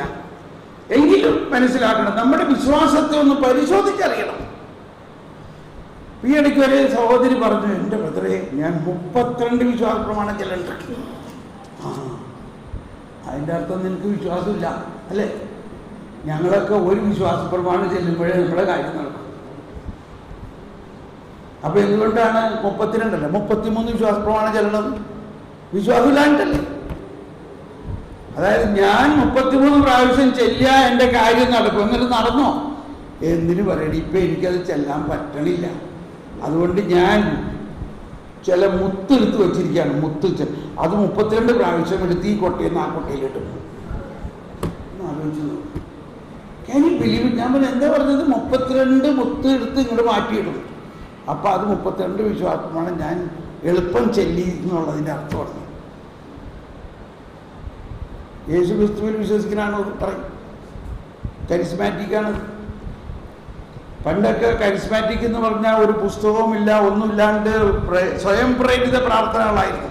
ഇപ്പൊ അതൊന്നുമല്ല. ഇപ്പൊ എല്ലാവരുടെ കയ്യിലും, ഇപ്പൊ ഞാനും ഒരു കല്ലാസ് തരാൻ പോകാണ് പ്രാർത്ഥിക്കാൻ പറഞ്ഞു. എല്ലാവരുടെ കയ്യിലും വലിയ വലിയ കെട്ട് കേസുകളാണ്. സ്വയം പ്രേരിത പ്രാർത്ഥനകളോ ആത്മാവിനാൽ ജ്വലിക്കുന്ന തരത്തിലുള്ള പ്രാർത്ഥനയോ ഒന്നുമില്ല. കുറെ നമ്പറുകളാണ്. ഒരാളെ പറഞ്ഞു, ഞാൻ ടി വിയിൽ കണ്ടതാണ്, ഞാനൊരു സ്ഥലത്ത് ചെന്നപ്പോൾ ഒരാൾ എൻ്റെ അടുത്ത് വന്നിട്ട് പറഞ്ഞു കല്യാണം നടക്കണില്ലാന്നോ. ഞാൻ പറഞ്ഞു, നീ 16 വിശ്വാസ പ്രമാണം എല്ലാ ദിവസവും ചെയ്യും, നിന്റെ കല്യാണം നടക്കാം. അത് കഴിഞ്ഞ് അടുത്ത 6 മാസം കഴിഞ്ഞ് ഞാൻ അവിടെ ചെന്നപ്പോൾ എൻ്റെ കല്യാണം നടന്നു. Praise the Lord. അപ്പൊ എന്നോട് കർത്താവ് പറയാണ്, ടി വി കണ്ടോണ്ടിരിക്കുമ്പോ, കണ്ടോ ഇയാൾ പറഞ്ഞത് നീ കേട്ടോ? ആ ശതാധിപൻ എൻ്റെ അടുത്ത് വന്നിട്ട് എന്താ പറഞ്ഞത്? എന്താ പറഞ്ഞത്? കർത്താവേ, അങ്ങ് എൻ്റെ ഭവനത്തിൽ വരണ്ട.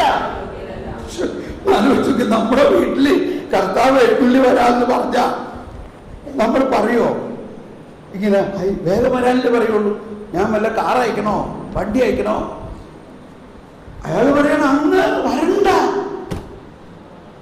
അങ്ങ് ഇവിടെ നിന്ന് ഒരു വാക്ക് പറഞ്ഞാൽ മതി, അവിടെ എന്റെ മൃത്യൻ സുഖപ്പെടും. Very good. കണ്ടോ ഈശോ അഭിനന്ദിച്ചെന്താ? കണ്ടോ അവരുടെ വിശ്വാസം? കണ്ടോ കണ്ടോ നമ്മൾ ഇസ്രായേലില് ഒരുവനിലെങ്കിലും ഇതുപോലെ വിശ്വാസമുണ്ടോ? ഏത് ഇസ്രായേലിൽ? അപ്പസ്തോലന്മാരടക്കമല്ലേ അപ്പൊ ഇസ്രായേൽ എന്ന് പറയുമ്പോൾ ഈ പ്രധാന ദൈവശാസ്ത്രികളും ഇവരൊക്കെ, അവർക്ക് ആർക്കെങ്കിലും ഇതുപോലെ വിശ്വാസമുണ്ടോ? എന്നിട്ട് കർത്താവ് പറയാൻ ആ സ്ഥാനത്താണ് ഇപ്പൊ പറയുന്നത് 16 വിശ്വാസ പ്രമാണം ചെല്ലിയാലേ എന്തെങ്കിലും നടക്കുന്നു. അത് കുറെ നാള്. ഇയാള് പറയണ അങ്ങ് ഒരു വാക്ക് പറഞ്ഞാൽ മതി, അവിടെ എന്റെ പ്രത്യക്ഷ. ഇത് ഞാൻ പറയണത് അവരെ ഇവരെ കുറ്റപ്പെടുത്താനല്ല. നമ്മുടെ വിശ്വാസത്തിന്റെ അളവ് എന്ന് പറഞ്ഞാൽ എന്താ? നമ്മുടെ വിശ്വാസം എന്ന് പറഞ്ഞാൽ എന്താ? അച്ചോ ഈശോ വിചാരിക്കട്ടെ, ഞങ്ങളൊക്കെ തുടങ്ങി.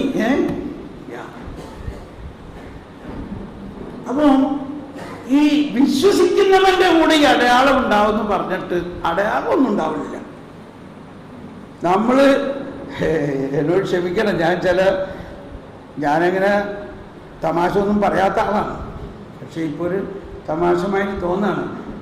പഴയ സ്റ്റോറിയാണ്, പഴയ സ്റ്റോറി. ഒരു സ്ഥലത്ത് ഒരു കൺവെൻഷൻ നടക്കാണ്. അപ്പൊ കൺവെൻഷനിൽ ഒരു സഹോദരി കൺട്രോൾ വിട്ട് കസേരയൊക്കെ എടുത്തെറിയാൻ തുടങ്ങി. ഉടനെ വോളണ്ടിയേഴ്സ് പോയി പിടിച്ചു കൊണ്ടുവന്നു. ഇപ്പൊ കറക്റ്റ് പിശാച് ബാധിച്ചമായിട്ട് തോന്നാണ്. വോളണ്ടിയേഴ്സ് കൺവെൻഷന്റെ പ്രസിഡന്റിന്റെ അടുത്ത് കൊണ്ടുവന്നു. പ്രസിഡന്റ് ഇവിടെ ഒരു കുരിശുണ്ടായിരുന്നല്ലോ.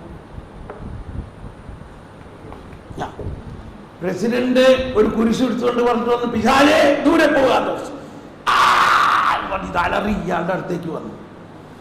ഇയാൾ ഈ കുരിശ് അതിന്റെ വായയിലാണ് കൊത്തിക്കറ്റി പിശാചേന്ന് പറഞ്ഞു. ഇപ്പൊ എന്തുണ്ടായി പറയും? ഇപ്പൊ രണ്ടുപേരിലും പിശാചായില്ലേ?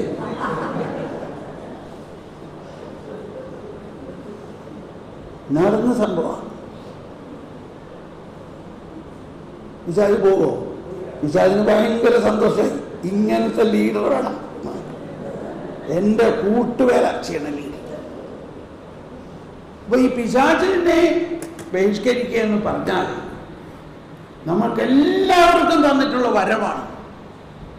അതിൻ്റെ ഏറ്റവും നല്ല പ്രാർത്ഥന സ്വർഗസ്ഥനായ പിതാവേ എന്നുള്ള പ്രാർത്ഥനയിൽ 3 സ്ഥലത്ത് ബഹിഷ്കരണം നടക്കുന്നുണ്ട്. അപ്പൊ ഇത് മധ്യസ്ഥ പ്രാർത്ഥനയുടെ ഒരു കാര്യമാണ്. നമ്മൾ എന്തെല്ലാം പറഞ്ഞ് മധ്യസ്ഥ പ്രാർത്ഥന നടത്തിയാലും വിശ്വാസത്തോടെ ആ സ്വർഗസ്ഥനായ ഞങ്ങളുടെ പിതാവേ, ഞാനൊരു മകനാണേ. ഇപ്പൊ ഒരു മകൾ അല്ലെങ്കിൽ മകനും അമ്മയോട് പറയാം, മമ്മി എനിക്കൊരു ആംലെറ്റ് ഉണ്ടാക്കി തരണം. എന്ത് പറയും മമ്മി? മമ്മി എന്ത് പറയും? പിന്നെ ഞാൻ എന്താ ഉടനെ ഉണ്ടാക്കി തരാമെന്ന് പറയോ, അതോ 33 പ്രാവശ്യം നീ പറഞ്ഞാലേ ഞാൻ ഉണ്ടാക്കി തരാം? എന്ത് പറയും? പറയും. അങ്ങനെ പറയോ? ഈശോ പറഞ്ഞു, നിങ്ങളുടെ മകൻ അപ്പം ചോദിച്ചാൽ തേളിനെ കൊടുക്കോ? എത്ര പ്രാവശ്യം ചോദിക്കണം അവൻ? എത്ര പ്രാവശ്യം ചോദിക്കണം? പറയും. ഒരു പ്രാവശ്യം ചോദിച്ചാൽ മതി. കാരണം അവൻ നമ്മുടെ മകനാണ്. നമ്മൾ ഇവൻ എന്തെങ്കിലും ഒന്ന് കഴിച്ച് ഇവൻ്റെ തടിയൊന്ന് ശരിയാക്കാനിരിക്കാൻ അപ്പോഴാണ് പറയണേ എനിക്കൊരു ഓമലെറ്റ് ഉണ്ടാക്കി, വേഗം ഉണ്ടാക്കിത്തരാം, 1 അല്ല 2 ഉണ്ടാക്കിത്തരാം. അതിന് നമ്മുടെ മനോഭാവത്തിൻ്റെ ഉണ്ടാകേണ്ട ഒരു മാറ്റമാണ്. ഇപ്പം ഞാൻ ഈ ചില വിശുദ്ധർക്കെല്ലാം വെളിപ്പെടുത്തി കൊടുത്തിട്ടുള്ളതാണ് 33, 32, 16 അവർ പ്രാർത്ഥിച്ചോട്ടെ. പക്ഷേ നമ്മുടെ വിശ്വാസത്തിന് 33 പ്രാവശ്യം പ്രാർത്ഥിക്കേണ്ട ആവശ്യമില്ല. എന്താണ് ചായ? ഇവിടെ ചായ ഒന്നുമില്ല. എന്താണ് ചായ വേണോ? എന്താ വെയിറ്റ് ചായ കുടിക്കാട്ടോ. 1 മിനിറ്റ്, ഞാനതൊന്ന് ക്രമീകരിക്കട്ടെ. ഓ, ചായ കുടിക്കണോ അല്ലേ?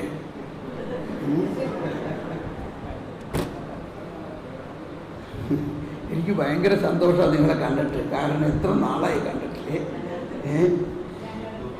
നിങ്ങൾക്കും അതെ അല്ലേ? എനിക്ക് 2 സങ്കീർത്തനവും ഇതൊക്കെ ഒന്ന് പാടി ഒന്ന് ശരിക്കും ഒന്ന് ധ്യാനിപ്പിക്കാൻ ഒരു 2 വരി പാട്ടൊക്കെ പാടാൻ ഭയങ്കര കൊതിയാകാണ്. ഓൾ റൈറ്റ്, എന്നെന്താ പറഞ്ഞു വന്നേ?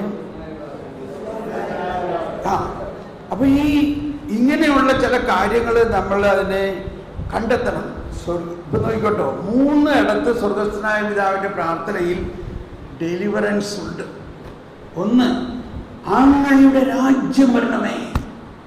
അല്ലോ, ഈശോ വന്നിരിക്കുന്നത് എന്തിനാണ്? രാജ്യം സ്ഥാപിക്കാനാണ്.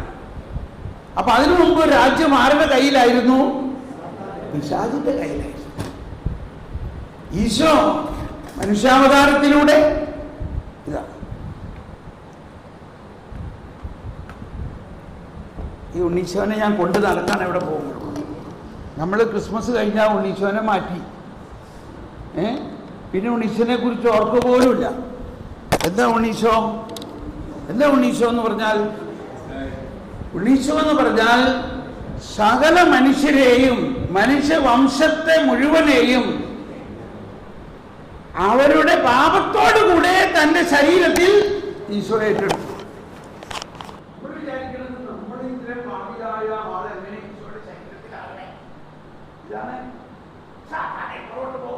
ചിന്ത മാനുഷികമാണെന്ന് പറയുന്നത് പലർക്കും മനസ്സിലാവുന്നില്ല.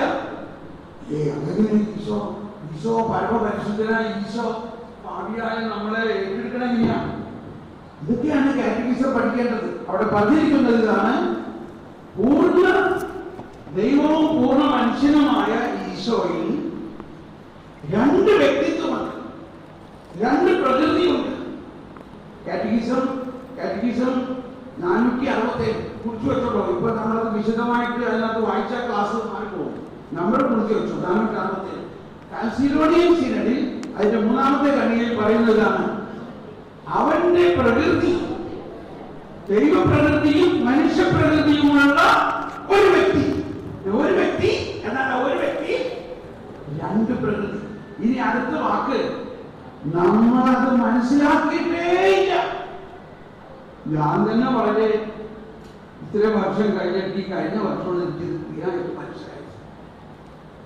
ഏത് 30 വർഷമായിട്ട് കാറ്റഗിസം പഠിക്കുകയും പഠിപ്പിക്കുകയും ചെയ്യുന്ന ഞാൻ കഴിഞ്ഞ ക്രിസ്മസിന് എന്നെ കൊണ്ടുപോയിട്ട് മാതാവ് ഒരു സ്ഥലത്ത് ഇരുത്തി. ക്രിസ്മസിന് അയർലൻഡിൽ മാതാവിൻ്റെ പ്രത്യക്ഷീകരണം നടന്നൊരു സ്ഥലത്ത് ഇരുത്തി പറഞ്ഞാൽ നിനക്ക് ചില കാര്യങ്ങൾ മനസ്സിലാക്കി തരാം. ഞാൻ അവിടെ പോയി ഇരുന്ന് പ്രാർത്ഥിച്ചപ്പോൾ എനിക്ക് പരിശുദ്ധാത്മാവ് വലിയ ഒരു വെളിവ് തന്നു. അത് ഇന്നത്തെ കാറ്റഗിസം പറഞ്ഞേക്ക. അതായത് രണ്ട് പ്രകൃതിയാണ്. എന്നാൽ ഈ രണ്ട് പ്രകൃതിയും തമ്മിൽ, അതായത് വായിക്കാണ്ട് ഇപ്പോൾ പറഞ്ഞാൽ ശരിയാവല്ലോ.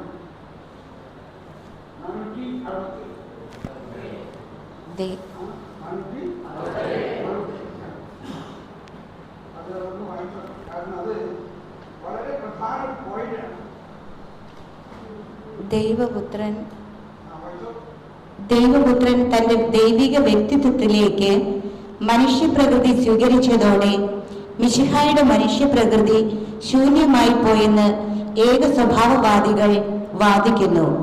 ഈ പാഷണ്ഡതയെ നേരിടേണ്ടി വന്നപ്പോൾ കാൽഡിസോണിൽ ചേർന്ന 4-ാം സാർവത്രിക സൂനഹദോസ് ഇങ്ങനെ പ്രഖ്യാപിച്ചു: വിശുദ്ധ പിതാക്കന്മാരെ അനുകരിച്ച് ഞങ്ങൾ ഏകസ്വരത്തിൽ നമ്മുടെ കർത്താവായ യേശുക്രിസ്തു എന്ന ഒരേയൊരു പുത്രനെ ഏറ്റുപറയുകയും അവിടുത്തെ കുറിച്ച് പഠിപ്പിക്കുകയും ചെയ്യുന്നു. അവിടുന്ന് ദൈവത്വത്തിൽ പൂർണ്ണനാണ്, അവിടുന്ന് മനുഷ്യത്വത്തിലും പൂർണ്ണനാണ്.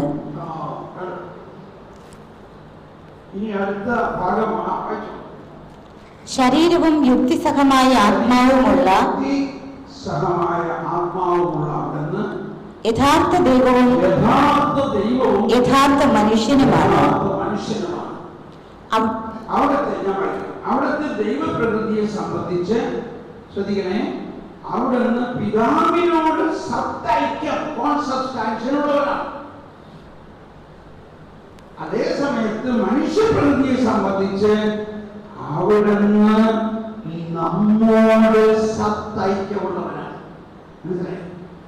ദൈവപ്രകൃതിയെ സംബന്ധിച്ച് പിതാവിനോട് സത്തൈക്യം, മനുഷ്യപ്രകൃതിയെ സംബന്ധിച്ച് മനുഷ്യരോട് സത്തൈക്യം. രണ്ട് പ്രകൃതി. ഈ ക്ലാസ് കഠിനമായി തോന്നരുത്, എന്നാലും വിശ്വസിക്കാം എന്ന് പറഞ്ഞതിന്റെ അർത്ഥം ഇതാണ്: പാപമൊഴികെ എല്ലാ കാര്യങ്ങളിലും അവിടുന്ന് നമ്മെ പോലെയാണ്. ദൈവത്വത്തിൽ യുവങ്ങൾക്ക് മുൻപ് തന്നെ അവിടുന്ന് പിതാവിൽ നിന്ന് ജനിച്ചു. ദൈവത്വത്തിൽ പിതാവിന്റെ ഏകജാതനാണ്. യുവങ്ങൾക്ക് മുൻപ് തന്നെ അനാദി മുതലേ അനന്തത വരെ അങ്ങിടുന്നു ദൈവം. അനാദി മുതലേ പുത്രനുണ്ട്. എന്നാൽ ഈ അവസാന നാളുകളിൽ, അതാണ് ഈ 2025 വർഷം മുമ്പ്, നമുക്ക് വേണ്ടിയും നമ്മുടെ രക്ഷയ്ക്ക് വേണ്ടിയും മനുഷ്യത്വത്തിൽ ദൈവമാതാവായ പരിശുദ്ധ കന്യാമറിയത്തിൽ നിന്നും ഭൂജാതനായി. ഇനി അടുത്തതാണ് പ്രധാന വിഷയം. കർത്താവും ഏകജാതനുമായ ഒരേ ഒരു ക്രിസ്തു. ശ്രദ്ധിക്കണേ, ഒന്ന് കൈവീശില്ല, ഇപ്പൊ തന്നെ ചാവിക്കാൻ പോവാം. രണ്ട് അന്യോന്യ വിശ്രമമോ, അതാണ് പോയിന്റ്. ഈ രണ്ട് പ്രകൃതിയും യേശുക്രിസ്തുവിൽ ഉണ്ടെങ്കിലും അന്യോന്യ വിശ്രമമോ പരിവർത്തനമോ വിഭജനമോ വിയോഗമോ ഇല്ലാത്ത രണ്ട് പ്രകൃതികളോട് കൂടിയവരാണെന്ന് അംഗീകരിക്കപ്പെടണമെന്ന് ഞങ്ങൾ ഏറ്റുപറയുന്നു. ഇത് എളുപ്പം മനസ്സിലാകണ്ട. എളുപ്പം മനസ്സിലാകണമെങ്കിൽ പിന്നെ അത് അത് മനുഷ്യത്വം മാനുഷികമായി എളുപ്പം മനസ്സിലാവും. ദൈവത്വമാകുമ്പോൾ എളുപ്പം മനസ്സിലാവില്ല. എളുപ്പം മനസ്സിലായില്ലെങ്കിൽ അതിന്റെ അർത്ഥം ഇത് നിസാരമല്ല. ഞാൻ മണിക്കൂറുകളോളം ഇരുന്ന് ധ്യാനിച്ച് പ്രാർത്ഥിച്ച് ഇപ്പോഴാണത് മനസ്സിലായത്.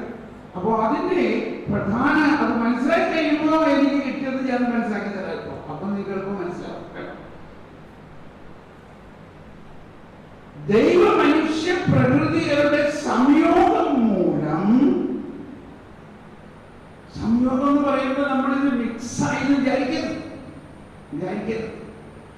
സംയോഗം മൂലം പ്രകൃതികൾക്ക് തമ്മിലുള്ള വ്യത്യാസം നഷ്ടമല്ല, മറിച്ച് ഏക വ്യക്തിയിലും ഏക ഉപസ്ഥിതിയിലും പ്രകൃതികൾ ഒരുമിച്ച് ചേരുമ്പോഴും ഓരോ പ്രകൃതിയും അതിൻ്റെതായ സവിശേഷത നിലനിർത്തും. ഈ ഉണ്ണീശോയിലെ രണ്ട് പ്രകൃതി എന്താണ്? ദൈവവും മനുഷ്യനുമാ. ഇപ്പൊ ഞാനിത് എളുപ്പം മനസ്സിലാക്കാൻ പോകുന്ന ഒരു സൂത്രം ഞാൻ കൊണ്ടുവരാൻ പോവുകയാണ്. പെട്ടെന്ന് മനസ്സിലാവും കേട്ടോ. അതിനുമുമ്പ് ഒന്നുകൂടി അത് കേട്ടോളൂ. ഈ രണ്ട് പ്രകൃതികൾ തമ്മിൽ അന്യോന്യ മിശ്രണമോ അത് തമ്മിൽ മിക്സ് ചെയ്തിട്ടില്ല. അതായത് നമ്മിലുള്ള പാപാവസ്ഥയോട് കൂടിയാണ് മനുഷ്യാവതാരം ചെയ്തത്. നമ്മുടെ പാപാവസ്ഥയോട് കൂടിയാണ് യേശു നമ്മളുടെ ശരീരം സ്വീകരിച്ചത്. അതാണ് സിറോ മലബാർ കുർബാനയിലെ അനാഥ പ്രാർത്ഥന കഴിഞ്ഞിട്ട് പേജ് നമ്പർ 79, അങ്ങയുടെ ദൈവിക ജീവനിൽ പങ്കുകാരാക്കാൻ അങ്ങ് ഞങ്ങളുടെ മനുഷ്യ സ്വഭാവം സ്വീകരിച്ചു. അധപ്പതിച്ചാൽ ഞങ്ങളെ സമതയ്ക്കും. അപ്പൊ അവിടെ അധപ്പതിച്ചു എന്ന് പറഞ്ഞാൽ ആദത്തിന്റെ പാപം മൂലം അധപ്പതിച്ചത്. ബലഹീനരായ ഞങ്ങളെ സമുദ്ധരിച്ചു. ആദത്തിന്റെ പാപം മൂലം ഉണ്ടായി. അപ്പൊ അതാണ് ലത്തീൻ കുർബാനയിലെ ആമുഖഗീതത്തിൽ പറയുന്ന ഒന്നാണ് ഈ ക്രിസ്മസിന്റെ. Oh Lord, through your incarnation you have made a holy exchange with our fallen human nature and with your divine nature. Exchange. അതിന് മലയാളം ദൈവമേ അങ്ങയുടെ മനുഷ്യാവതാരത്തിലൂടെ അങ്ങ് ഞങ്ങളുടെ കുറച്ചുകൂടി കൃത്യമായിട്ട് ആദത്തിന്റെ പാപം മൂലം ബലഹീനമാക്കപ്പെട്ട മനുഷ്യ പ്രകൃതിയെ അങ്ങയുടെ ദൈവപ്രകൃതി കൊണ്ട് വെച്ചുമാറി. ഈ വെച്ചുമാറി എന്നുള്ളത് ഒരു സാധാരണ വാക്കാണ്, അതല്ല അവിടെ ഉപയോഗിച്ചിരിക്കുന്ന വാക്ക്. ഇത് നമ്മൾ മനസ്സിലാക്കാൻ വേണ്ടിയാണ് പറഞ്ഞത്. എക്സ്ചേഞ്ച്. ഇങ്ങനെ നമ്മൾ വിശ്വസിച്ചിട്ടുണ്ടോ? മനുഷ്യാവതാരം എന്താ മനുഷ്യാവതാരത്തിൽ സംഭവിച്ചത്? അപ്പോൾ എന്തുകൊണ്ട് ഈശോ കുരിശിൽ നമ്മുടെ പാപത്തെ ഏറ്റെടുത്തു? കുരിശിലല്ല ഏറ്റെടുത്തത്, പാപത്തെ ഏറ്റെടുത്തത് മനുഷ്യാവതാരത്തിൽ തന്നെ ഏറ്റെടുത്തത് കൊണ്ട് നമ്മുടെ മനുഷ്യ പ്രകൃതി കുരിശിലേക്ക് ഉയർത്തപ്പെട്ടു. അവിടെ കുരിശിൽ തളച്ചത് പാപം നിറഞ്ഞ നമ്മുടെ മനുഷ്യ പ്രകൃതിയാണ്. അങ്ങനെ പാപത്തെ നിഹരിച്ചു. അപ്പൊ അതാണ് ലത്തീൻ കുർബാനയിലെ മറ്റൊരു ആമുഖഗീതം. O Lord, through your incarnation you have reconciled us with the Father. Through your passion you cancelled our sins. Through your resurrection you gave us new life. Through your ascension you opened heaven for us. അങ്ങയുടെ മനുഷ്യാവതാരത്തിലൂടെ അങ്ങ് ഞങ്ങളെ പിതാവുമായിട്ട് അനുരഞ്ജിപ്പിക്കുകയും അങ്ങയുടെ പീഠാനുഭവത്തിലൂടെ അങ്ങ് ഞങ്ങളുടെ പാപങ്ങളെ ഉന്മൂലനം ചെയ്യുകയും അങ്ങ് ഞങ്ങൾക്ക് അങ്ങയുടെ പുനരുത്ഥാനത്തിലൂടെ അങ്ങ് ഞങ്ങൾക്ക് പുതുജീവൻ നൽകുകയും അങ്ങയുടെ സ്വർഗാരോഹണത്തിലൂടെ അങ്ങ് ഞങ്ങളെ കായ് സ്വർഗം തുറക്കുകയും ചെയ്തു. എഫെസോസ് 2:6 പറയുന്നത് അവിടുന്ന് നമ്മളെ തന്നോടൊപ്പം ഉയർപ്പിക്കുകയും അവിടുന്ന് നമ്മളെ തന്നോടൊപ്പം സ്വർഗത്തിലേക്ക് എടുക്കുകയും ചെയ്തു. കാരണം ഉചിതനായ കർത്താവ് സ്വർഗത്തിലേക്ക് ആരോഹണം ചെയ്തപ്പോൾ നമ്മളെവിടെയായിരുന്നു? നമ്മൾ ഈശോയുടെ ശരീരത്തിലാണ്. അപ്പൊ ആരാണ് സ്വർഗത്തിലേക്ക് ഉയർത്തപ്പെട്ടത്? നമ്മളാണ് ശരീരത്തിലേക്ക് ഉയർത്തപ്പെട്ടത്. അപ്പൊ നമ്മളെവിടെയാ? പിതാവിന്റെയും പുത്രന്റെയും ഒക്കെ നമ്മളിൽ പിതാവും പുത്രനും ഉണ്ട്. എന്നിട്ട് അവരെന്ത് ചെയ്തു? പരിശുദ്ധാത്മാവിനെ പിതാവിന്റെ പുത്രൻ പരിശുദ്ധാത്മാവിന്റെ നാമത്തിൽ. പരിശുദ്ധാത്മാവ് എന്ത് ചെയ്തു? നമ്മളെ ഇടത്തേതിൽ നിന്നും വലത്തേതിലേക്ക് മാറ്റി. അപ്പൊ നമ്മളെവിടെയാ? നമ്മൾ പിതാവിന്റെ വലത് ഭാഗത്ത്. യേശുക്രിസ്തുവിൽ വിശ്വസിക്കുന്നവന്റെ കൂടെ അടയാളമുണ്ടാവും. ഇനി ഞാൻ മനസ്സിലാക്കാൻ പറ്റാത്ത കാര്യമാണെന്ന് പറഞ്ഞോട്ടെ. അന്യോന്യ മിശ്രണമോ പരിവർത്തനമോ വിഭജനമോ വിയോഗമോ ഇല്ലാത്ത രണ്ട് പ്രകൃതികളോട് കൂടിയതാണെന്ന് അംഗീകരിക്കുന്നു. ഈ പ്രകൃതികൾ ദൈവമനുഷ്യ പ്രകൃതികളുടെ സംയോഗം മൂലം പ്രകൃതികൾക്ക് തമ്മിൽ ഉള്ള വ്യത്യാസം നഷ്ടമായിട്ടില്ല. എന്ന് പറഞ്ഞാൽ ഈ രണ്ട് പ്രകൃതികളും ഒന്നിച്ചു കൂടുകയും അവ തമ്മിൽ കലർത്തപ്പെട്ടിട്ടില്ല, അവ തമ്മിൽ കുറഞ്ഞിട്ടില്ല, അവ തമ്മിൽ വേർതിരിക്കാൻ പറ്റില്ല, അവ തമ്മിൽ സെപ്പറേറ്റ് ആകാൻ പറ്റില്ല. പെട്ടെന്ന് മനസ്സിലാവുന്ന സൂത്രം പറയാം. വിവാഹമെന്ന കൂടാശയിലൂടെ നമ്മൾ പുരുഷനും സ്ത്രീയും രണ്ട് പ്രകൃതികളെ ഒന്നാക്കി. ഇവയുടെ സംയോഗം മനസ്സിലായോ? നമ്മൾ സംയോഗിച്ചു. ഞാൻ പുരുഷൻ, എന്റെ ഭാര്യ സ്ത്രീ. ഉദാശയിലൂടെ പുരുഷനും സ്ത്രീയും ഒന്നായി എങ്കിലും അവർ തമ്മിൽ കലർത്തപ്പെട്ടിട്ടില്ല, അവർ തമ്മിൽ സെപ്പറേറ്റ് ചെയ്യാൻ പറ്റില്ല. എളുപ്പം മനസ്സിലായോ? അവർ തമ്മിൽ സംയോജിച്ചപ്പോ കുഞ്ഞുങ്ങളുണ്ടായി. എന്നാൽ അവർ ഓരോരുത്തരിലുമുള്ള പ്രകൃതി എന്താ? പ്രകൃതി പുരുഷൻ സ്ത്രീ. ഈ പ്രകൃതിക്ക് വല്ല മാറ്റമുണ്ടോ? ആ പ്രകൃതി നിലനിൽക്കിയ തന്നെ അവർ ഒന്നാണ്. എളുപ്പം മനസ്സിലായോ? എളുപ്പം മനസ്സിലായില്ലേ? ഭാര്യയും ഭർത്താവും അവരുടെ പ്രകൃതി നിലനിൽക്കെ തന്നെ അവർ മിശ്രണമല്ല, അവർ സംയോഗിക്കുന്നു. എന്നാൽ അവർ തമ്മിൽ കലർത്തപ്പെടുന്നില്ല. അവരുടെ പ്രകൃതി പുരുഷനായിട്ടും സ്ത്രീ ആയിട്ടും തന്നെ നിലനിൽക്കുന്നു. ഇതാണ് പൗലോസ് എഫേസോസുകാർക്ക് എഴുതിയ ലേഖനത്തിൽ പുരുഷ സ്ത്രീ ബന്ധത്തെ കുറിച്ച് പറഞ്ഞപ്പോൾ സഭയും ക്രിസ്തുവുമായിട്ടുള്ള ബന്ധത്തെ. ഓക്കെ, അപ്പൊ ഇത് ഞാൻ പറയാൻ കാരണം മനസ്സിലായില്ലേ? ഇപ്പൊ മനസ്സിലായില്ലേ? അതായത് ദൈവവും മനുഷ്യനും എന്ന രണ്ട് പ്രകൃതി ഈ ഉണ്ണീശ്വരുണ്ട്. ആ പ്രകൃതി കലർത്തപ്പെട്ടിട്ടില്ല, വിഭജിക്കപ്പെട്ടിട്ടില്ല.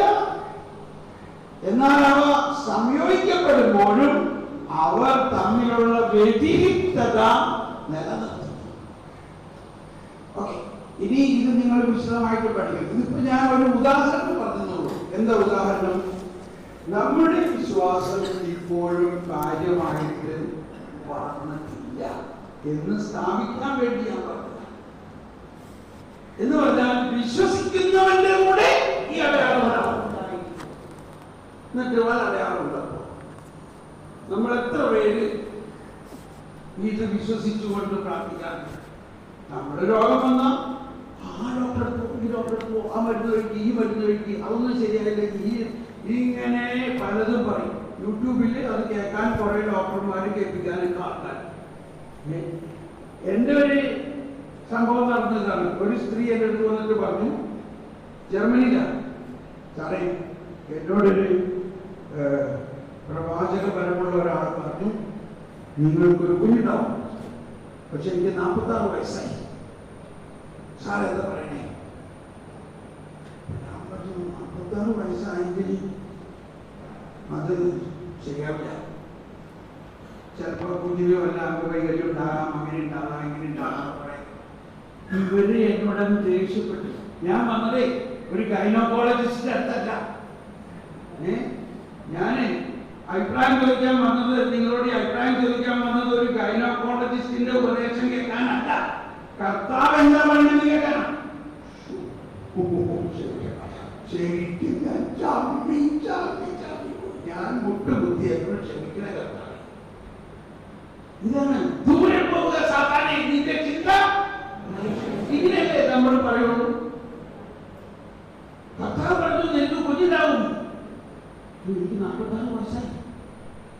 നമ്മൾ പറയുമോ 46 വയസ്സായി ഇനി കുഞ്ഞുണ്ടാകുന്നത് ബുദ്ധിമുട്ടാണ്. ആരാ പറഞ്ഞത്? ഇത് കർത്താവാണോ പറഞ്ഞേ?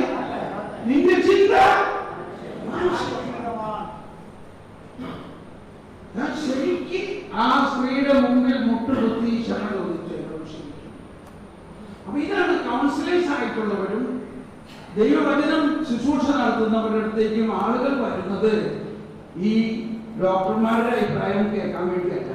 അവര് പറയുന്നത് അവർ പഠിച്ചേക്കുന്ന കാര്യം, നോ പ്രോബ്ലം. അത് അവർക്ക് അതുകൊണ്ട് പറയാനുള്ള ഒരു എന്താ പറയാ വോയിസ് ഇല്ലല്ലോ. അവർ പഠിച്ചേക്കുന്നത് പറയും, നമ്മൾ പഠിച്ചേക്കുന്നത് നമ്മൾ പറയും. നമ്മളോട് കർത്താവ് പറയുന്നത് ദൈവത്തിനൊന്നും അസാധ്യമല്ല എന്ന്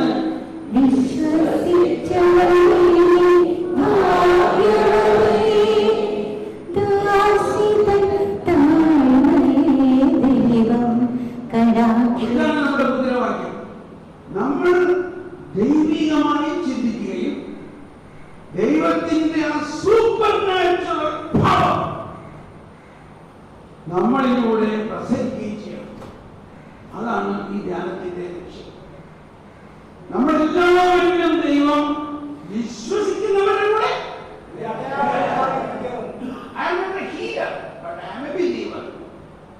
ഞാനൊരു വിശ്വാസിയാണ്. ആ വിശ്വാസി എന്നുള്ള നിലയിൽ കർത്താവ് ചെയ്തിരിക്കുന്നു. നീ കൈവയ്ക്കുമ്പോൾ ഇത് ഞാൻ കണ്ടുകൊണ്ട് എന്തോരം കണ്ടിട്ടുള്ളതാണ്. ഈയിടയ്ക്ക് എനിക്ക് അതിനെ ഓർത്ത് വീണ്ടും മനസ്സിലാവുമാണ്. അതായത് ജന്മനാ കാല് നീളം കുറഞ്ഞ ആളെ കർത്താവ് പറഞ്ഞു, നീ ആ കാലിൽ കൈവച്ച് പ്രാർത്ഥിക്കുക, ഇപ്പോൾ ആ കാലിന് നീളം കൂടും. ആദ്യം എനിക്ക് വിശ്വസിക്കാൻ പറ്റില്ല. പക്ഷേ കർത്താവ് കൈവച്ച് പ്രാർത്ഥിച്ചപ്പോ കാല് നീണ്ടു.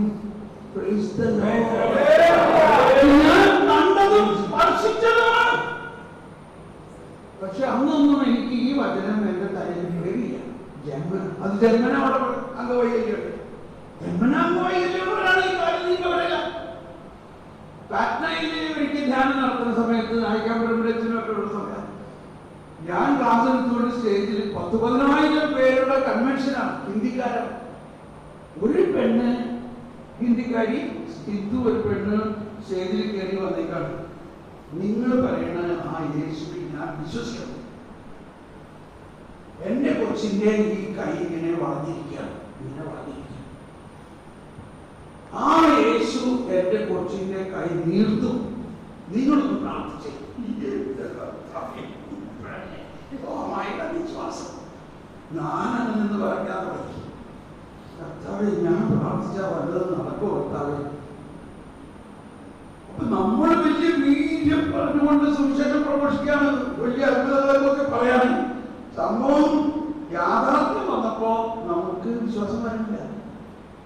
ഇത് തന്നെയാണ് കർത്താവ് മക്കം മറിയത്തോട് നിന്റെ സഹോദരൻ ഉയർത്തും, ഞാനാകുന്നു പുനരുത്ഥാനവും ജീവനും.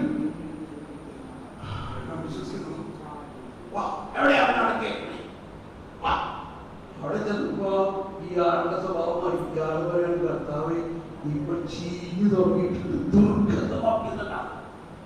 അപ്പൊ ഇതാണ് ജീവിതത്തിന്റെ യാഥാർത്ഥ്യം. ഒന്ന് ഈശോ പറയുന്ന സത്യം, എന്നാൽ ആ സത്യം നമ്മുടെ യാഥാർത്ഥ്യത്തിലേക്ക് വരുമ്പോ നമ്മുടെ അവസ്ഥയിൽ ഒരല്പം വ്യത്യാസമുണ്ടാകും. നമ്മളിലേക്ക് വിശ്വാസം ഇറങ്ങി വരണം. അതിനാണ് ഈ കടുകുമണി എന്ന് പറയുന്നത്. നിനക്കൊരു കടുകുമണിയോളം വിശ്വാസം ഉണ്ടെങ്കിൽ ഈ മലയോട് മാറാൻ പറഞ്ഞാൽ മാറും. ഇവിടെ നിന്ന് മാറി മറ്റൊരു സ്ഥലത്ത് ചെന്ന് വേലി മാറാന്ന് പറഞ്ഞാൽ അത് സംഭവിക്കും.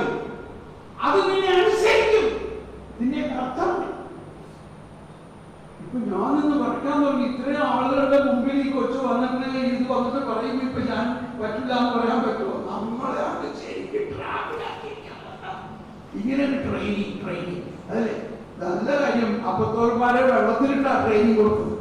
ഏത് കരക്കിലാണെങ്കിൽ ആൾക്കാര് പത്രോസിന്റെ ഒക്കെ വിശ്വാസക്കുറവ് കണ്ടിട്ട് കുറ്റപ്പെടുത്തുന്നല്ലോ എന്ന് വിചാരിച്ച് പത്രോസ് ഈശോ നടക്കണ കണ്ടിട്ട് പറഞ്ഞ് ഞാൻ നടക്കട്ടെ നിന്റെ കൂടെ. നടന്ന് അടുത്ത് ചെന്നപ്പോഴും ഞാൻ മുങ്ങിപ്പോകും എന്ന് വിചാരിക്കല്ല ആള് മുങ്ങി. നീ അല്പവിശ്വാസി, നീ എന്തിനാ സംശയിച്ചേ? അപ്പൊ ഇതാണ് നമ്മുടെ വിശ്വാസം വളരേണ്ട പാഠങ്ങളാണ്. നമ്മുടെ വിശ്വാസം വളരണമെങ്കിൽ നമ്മൾ ഇതുപോലെ പരീക്ഷിക്കപ്പെടണം. അപ്പോ ആ സമയത്ത് ഞാൻ അങ്ങ് ചന്ത് കൊട്ടി കർത്താവെ വിളിച്ചു, കർത്താവെ നീയാണ് നടത്തുന്നത്, ഞാൻ ഒന്നുമല്ല. ഈ വചനം ഞാൻ വിശ്വസിക്കുന്നു. ഏതാണ്? മർക്കോസേ, ഞാനൊരു കീലമല്ല. വിശ്വാസികൾക്ക് ഈ അടയാളം ഉണ്ടാവും. ഞാനൊരു വിശ്വാസിയാണ്. അത് എനിക്ക് നല്ല വിശ്വാസമാണ്.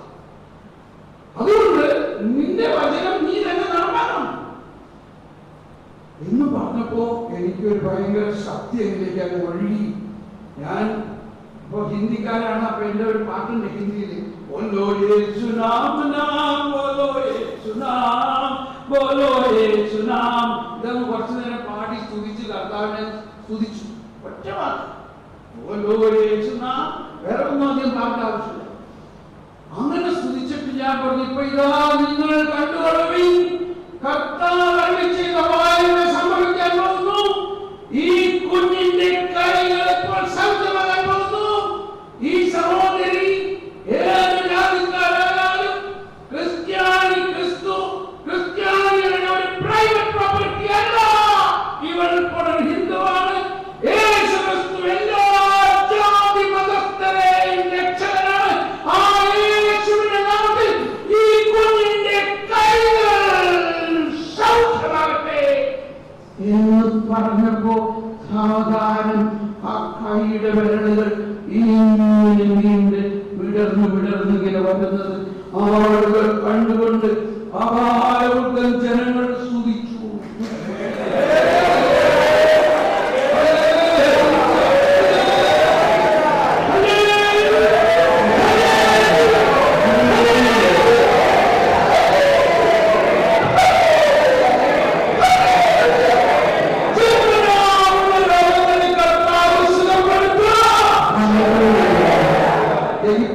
ഇപ്പൊ ഇവിടെ ഒരാളുടെ നടുവിന് ശക്തമായ വേദനയുള്ള ഒരാൾക്ക് ഇപ്പൊ സൗഖ്യം വരുന്നു, ഇപ്പൊ സൗഖ്യം കിട്ടുന്നു. ഒരാൾക്ക് നടുവിന് ഇപ്പൊ സൗഖ്യം കിട്ടുന്നു.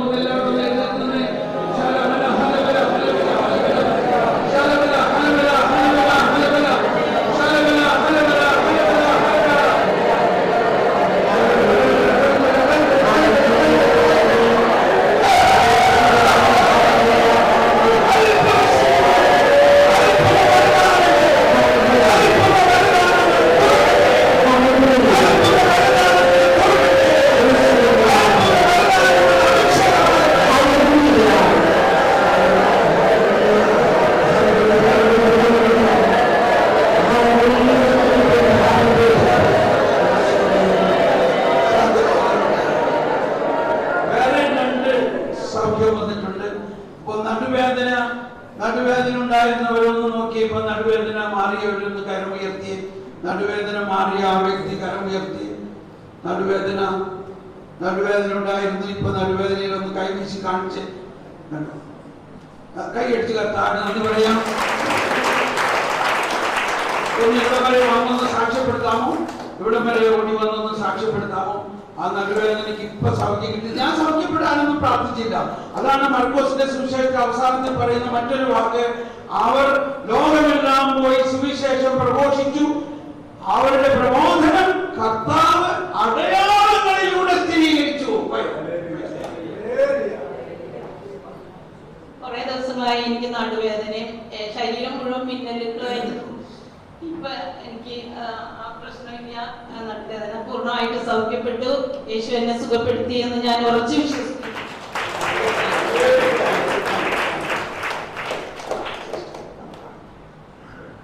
Praise the Lord. ഞാൻ സിസ്റ്റർ ഫ്ലോറി. ബ്രദറിന്റെ സംസാരങ്ങൾ ഒത്തിരി എന്നെ സ്പർശിച്ചു. ക്രിസ്തു തന്നെ എന്നോട് സംസ്കരിക്കുന്ന പോലെ തോന്നി. ബാക്ക് പെയിന് കുറേ ട്രീറ്റ്മെൻറ്റൊക്കെ ചെയ്തതാണ്. എനിക്ക് നല്ലൊരു വിഷയമൊക്കെ ആയിട്ടാണ് ഞാൻ വന്നേക്കണത്. ഞാനോട് വിശ്വസിച്ചു കർത്താവിനെ സുഖപ്പെടുത്തിയിരുന്നു. Praise the Lord.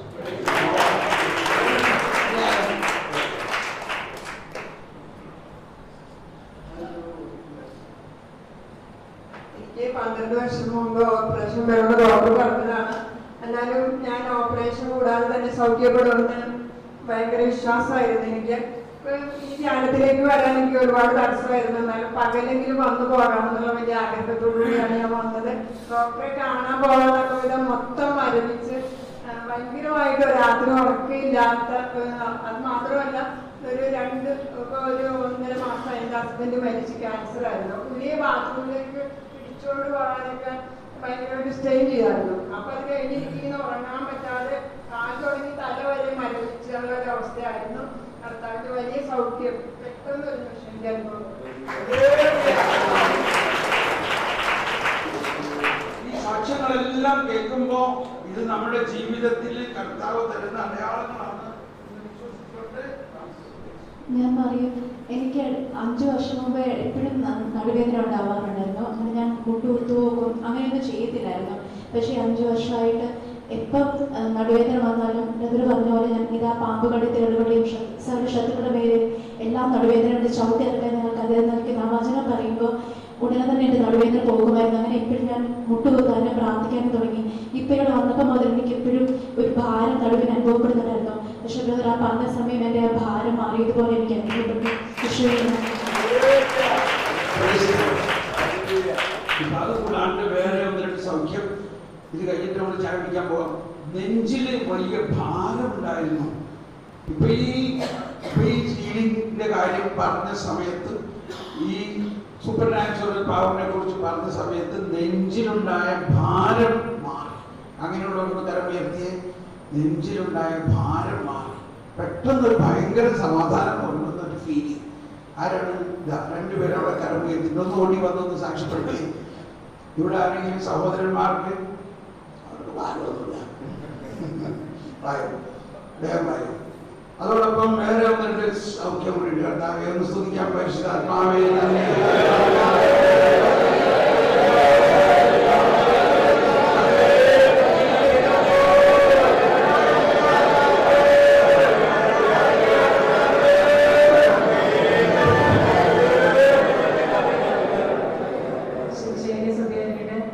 ഞാനിവിടെ കടന്നു വരുമ്പോൾ ഞാൻ എന്നെ കണ്ണുനീരൊഴുകാൻ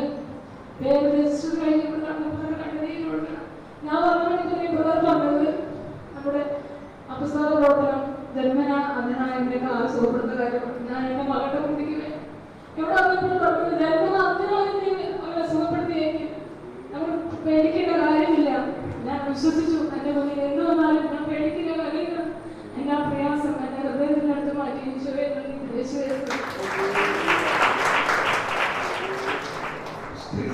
സ്ത്രീയെ, നിന്റെ വിശ്വാസം വലുതാണ്. ഞാൻ ആഗ്രഹിക്കുന്നത് പോലെ നിനക്ക് സംഭവിക്കട്ടെ.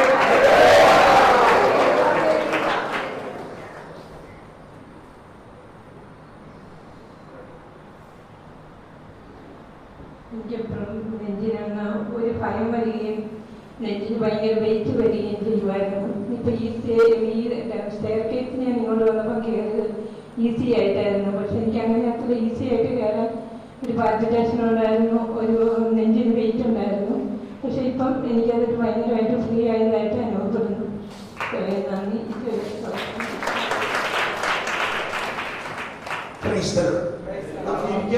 ഇപ്പോൾ ഒരുപാട് സൗഖ്യങ്ങൾ നടക്കുന്നുണ്ട്. അത് ഇനി നമ്മുടെ സെഷനിൽ ഡീൽ ചെയ്യാം. ഇപ്പൊ നമ്മൾ പെട്ടെന്ന് ചായ കുടിക്കാൻ പോവാം. ചായ കുടിച്ച് 15 മിനിറ്റ് കൊണ്ട് തിരിച്ചു വരണം. എങ്ങനെയാണ് അത് അനൗൺസ് ചെയ്യാൻ? ആരാണ് ചായ കുടിക്കാൻ ഏത് ഭാഗം ആദ്യം പോകണമെന്നൊക്കെ വരും. അതിനുശേഷം നമ്മൾ ഒരു അല്പം ക്ലാസ് കൂടി കഴിഞ്ഞിട്ട്, ക്ലാസ് അല്ല ഈ പ്രോഗ്രാമിന് നമ്മൾ ഗ്രൂപ്പാകും. ആ ഗ്രൂപ്പിൽ നമ്മളിലുള്ള വരദാനങ്ങളെ അഭിഷേകമാക്കുന്ന ഒരു പ്രത്യേക പ്രാർത്ഥന നമ്മൾ പ്രാർത്ഥിക്കാൻ പോവുകയാണ്. അപ്പൊ നിങ്ങൾ അതിനുവേണ്ടി ദാഹിച്ച് വരിക. Yes, thank you.